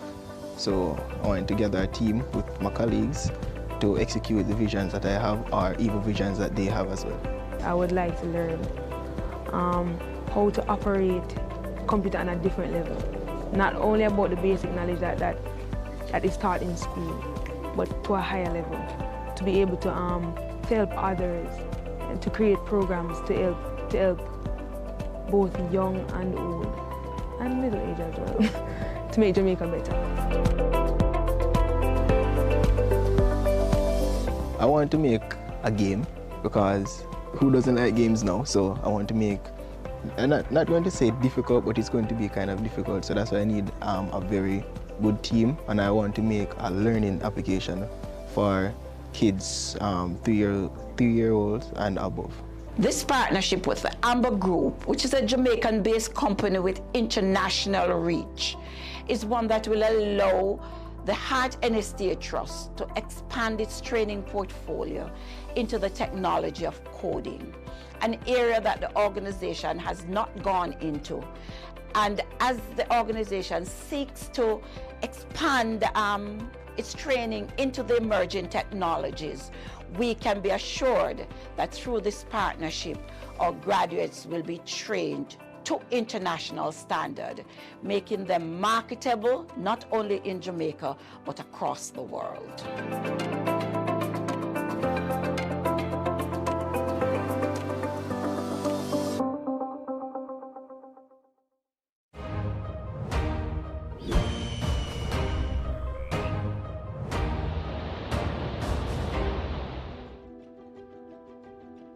Jamaica's forests, mysterious, majestic, wondrous, life force of nature. A unique habitat for biologically diverse species of flora and fauna found nowhere else in the world. The lungs and breath of the earth, trees in the forest absorb carbon dioxide and breathe out oxygen essential to life, cooling down the planet. Forests collect and filter rainwater, releasing it to flow through the veins of the earth. Covering almost 40% of the island, Jamaica's forests form a tapestry of exquisite beauty, from untouched, pristine broadleaf trees in the heart of the island to waterlogged mangroves in brackish waters along the coast. The forest is the bush of life. Many products come from it that are vital to our survival. It's the source of livelihood for many people. When we destroy the forest, it degrades our watersheds, releases harmful carbon into the air, and leaves us vulnerable to extreme weather conditions. Forests act as a buffer, protecting us from natural disasters, reducing soil erosion, filtering and purifying our water. My connection to the forest is deeply rooted. The forest means everything. It means life. It means existence. Forests in Jamaica breathe life into an interconnected community of plants, animals, and other organisms. Covering 40% of the island, they form the backbone of the country. From the mountaintop to our shoreline, different types can be identified, including primary forests, untouched in their original state. The most biologically diverse ecosystems on Earth. There are also other broadleaf forests that have been affected by human interaction. Tall and short, open dry forests. Swamps and mangroves growing in a combination of fresh and salt water. All these forests nurture a wealth of endemic flora and fauna. Our forests are really unique and special. You have the medicinal plants. We have a number of ferns. We have trees in our forest that exist nowhere else. The Blue Mountains Forest Reserve is Jamaica's largest continuous block of natural closed broadleaf forest and the most significant source of water for the eastern end of the island. We have so many species of endemic birds, the swallowtail butterfly, the Jamaican toady, and our beautiful water, as you can see around me. The Cockpit Country is one of the largest remaining areas of wet limestone forest in Jamaica, with just over half covered by closed broadleaf forest. It supports the highest number of globally threatened species in the Caribbean and is the source of 40% of Jamaica's water. Cockpit Country never dry. Can guarantee that. The tree is important to us as we important to the trees. The fresh air when I breathe at night, I have to use for an AC. I love the trees. It gives you good health, you know? It's because of the air here, why I'm still here. Forests are vital for life on Earth. Mangroves are tropical and subtropical trees and plants that live primarily in coastal environments. Mangroves can be found in every parish. They thrive mostly in the brackish wetlands on the south coast as well as on the north coast. Jamaican mangrove forests are a biologically diverse and productive ecosystem. They're very important to us as human beings who happen to live near mangroves. The mangrove is like a wall, we call it a buffer, that keeps back the strong force of wind that comes with an hurricane, and it also keeps back the high tide from entering into the community. Mangroves control erosion, improve water quality, trap soil and sediments, protect coral reefs, and build up the land. They provide a nursery ground and habitat for fish, shellfish, and other species, as well as a refuge for marine animals. Jamaican mangroves present ecotourism opportunities and support local livelihoods. The mangrove, it's where the fish them breed. Them hide the night, grow at night. No other predator can come and catch it. We have to protect it. Protect the fish that we can catch and make our money. Mangrove forests are among the most carbon-rich ecosystems globally and play a critical role in the fight against climate change. Mangrove forests can actually capture and retain and hold for an indefinite period the most carbon per unit of forest. and prevent that carbon from causing harmful effects in our climate. Jamaican mangroves are hardy and resilient, but are under threat from urban area expansion, industrial development, and other human activities. Person used to use it for charcoal burning, feed animals or such. They didn't really know the importance. Now we know to protect it because it is protecting us. Mangroves are important for our quality of life. We need to recognize their worth, value them, and allow them to thrive. Act now to protect and preserve the mangroves. The forest is the bush of life. It's essential that we manage this valuable resource responsibly so we can benefit socially and economically in a sustainable way. Respect the cycle of life, protect the forest, and preserve it for the future.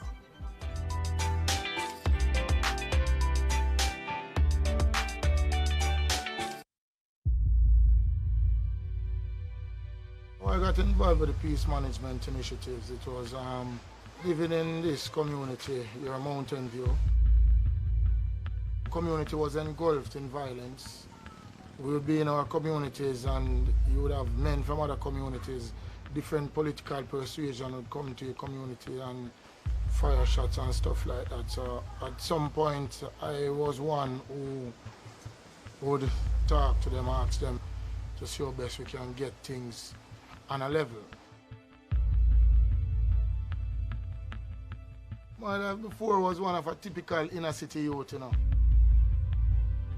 We explore, you know, and we might get involved in negative things. I mean, some of us go far, some of us may not go that far. I remember one day clearly, we were at the back of the yard at talk, and this virgin from Judicial named Arrows just pushed the gate and come in on my yard. Point a gun straight, I'm fired and say, hey boy, why the shoes them there?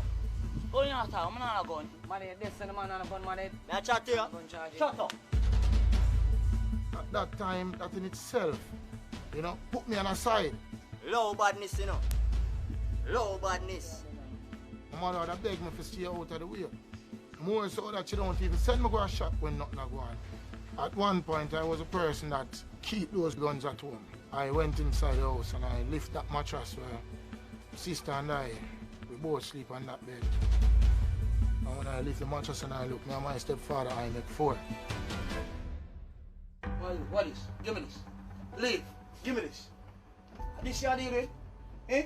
This you really deal with my youth? Stepfather actually pulled me over. First he said to me, say, boy, I'm not going to tell your mother about them thing, them life and really the life you live. This another way for go. What you thinking in your head? How you for make people out of road? See what I want, something like that in the yard. Emphasize that to me, just be careful of what I do. At that point, it kind of draw me back a little.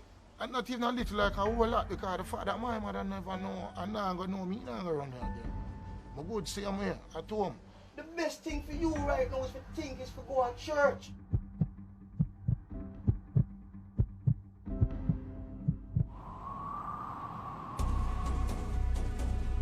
Oh, still, no one then, me and the man them up on the road. Me have a piece in my pocket or something like that.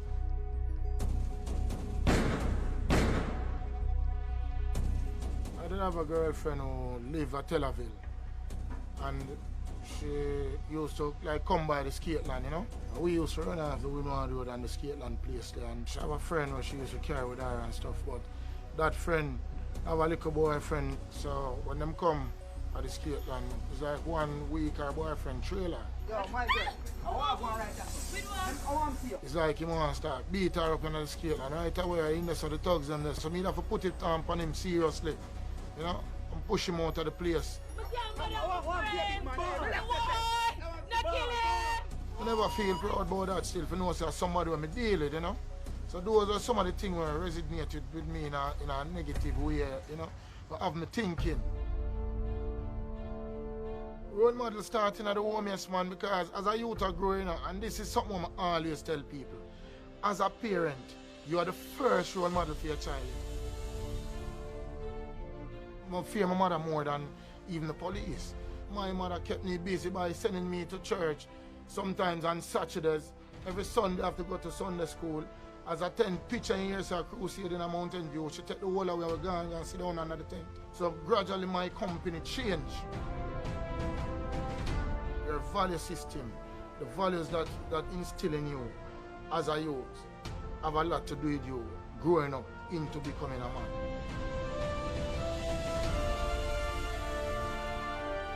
Milton Tomlinson. I'm an intervention specialist at the Peace Management Initiative. That includes mediation, conflict resolution in volatile communities across Kingston, St. Catherine, Clarendon. I want to know, what is it that you complete school? Yeah, I'm complete school, but I never done a CXC. You never done a CXC? All right, so what is it that you want for yourself out of this life? Well, what I want for myself, I just want to say, I just want to better my life and my family life, especially my kids' life. Well, the step I me tend to do now is uplift myself, even to get a work or even run a business, so at least I can uplift myself, take for myself from out of the environment. Yeah, man, I'm going to check out the school thing for you, because that's your thing there, so we're going to sort you out and then get back to you, see me? So you don't know, just go on away.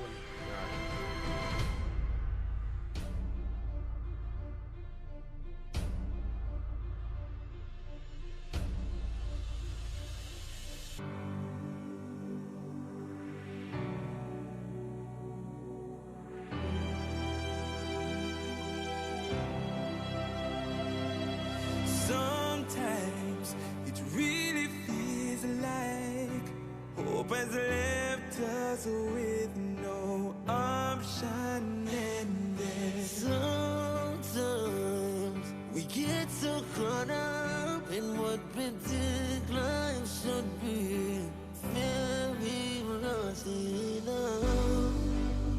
Our hearts become slowly feeling so much pain that we can't see past the stormy weather. But it'll get better, 'cause we are stronger than any obstacle.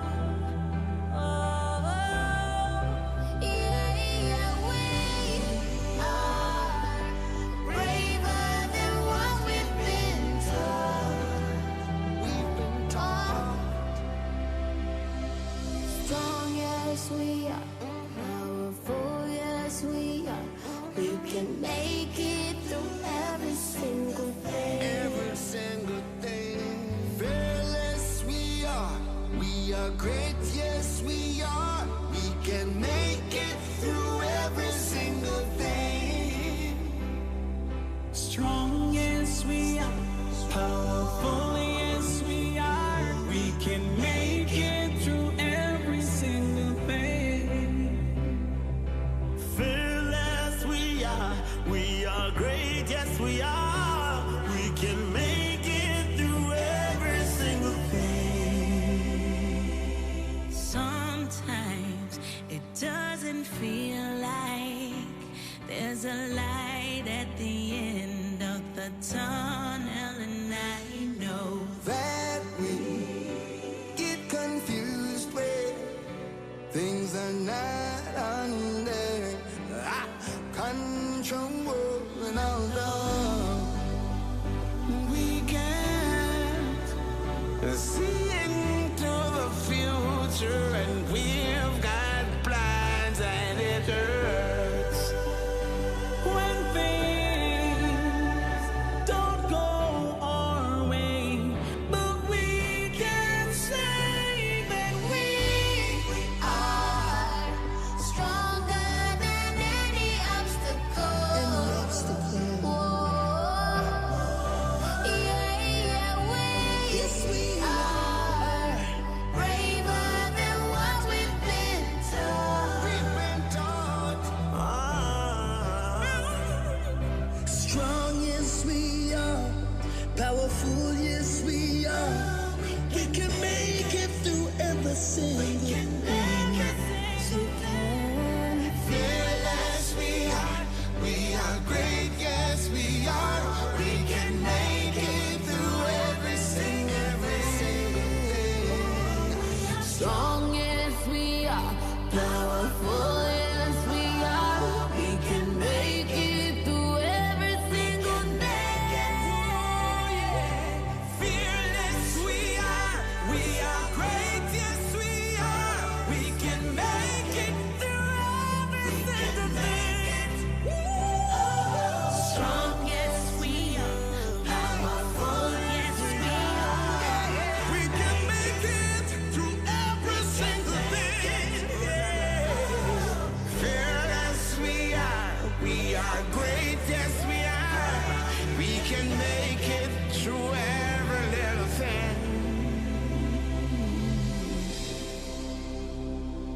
This message was brought to you by Not Nice Records.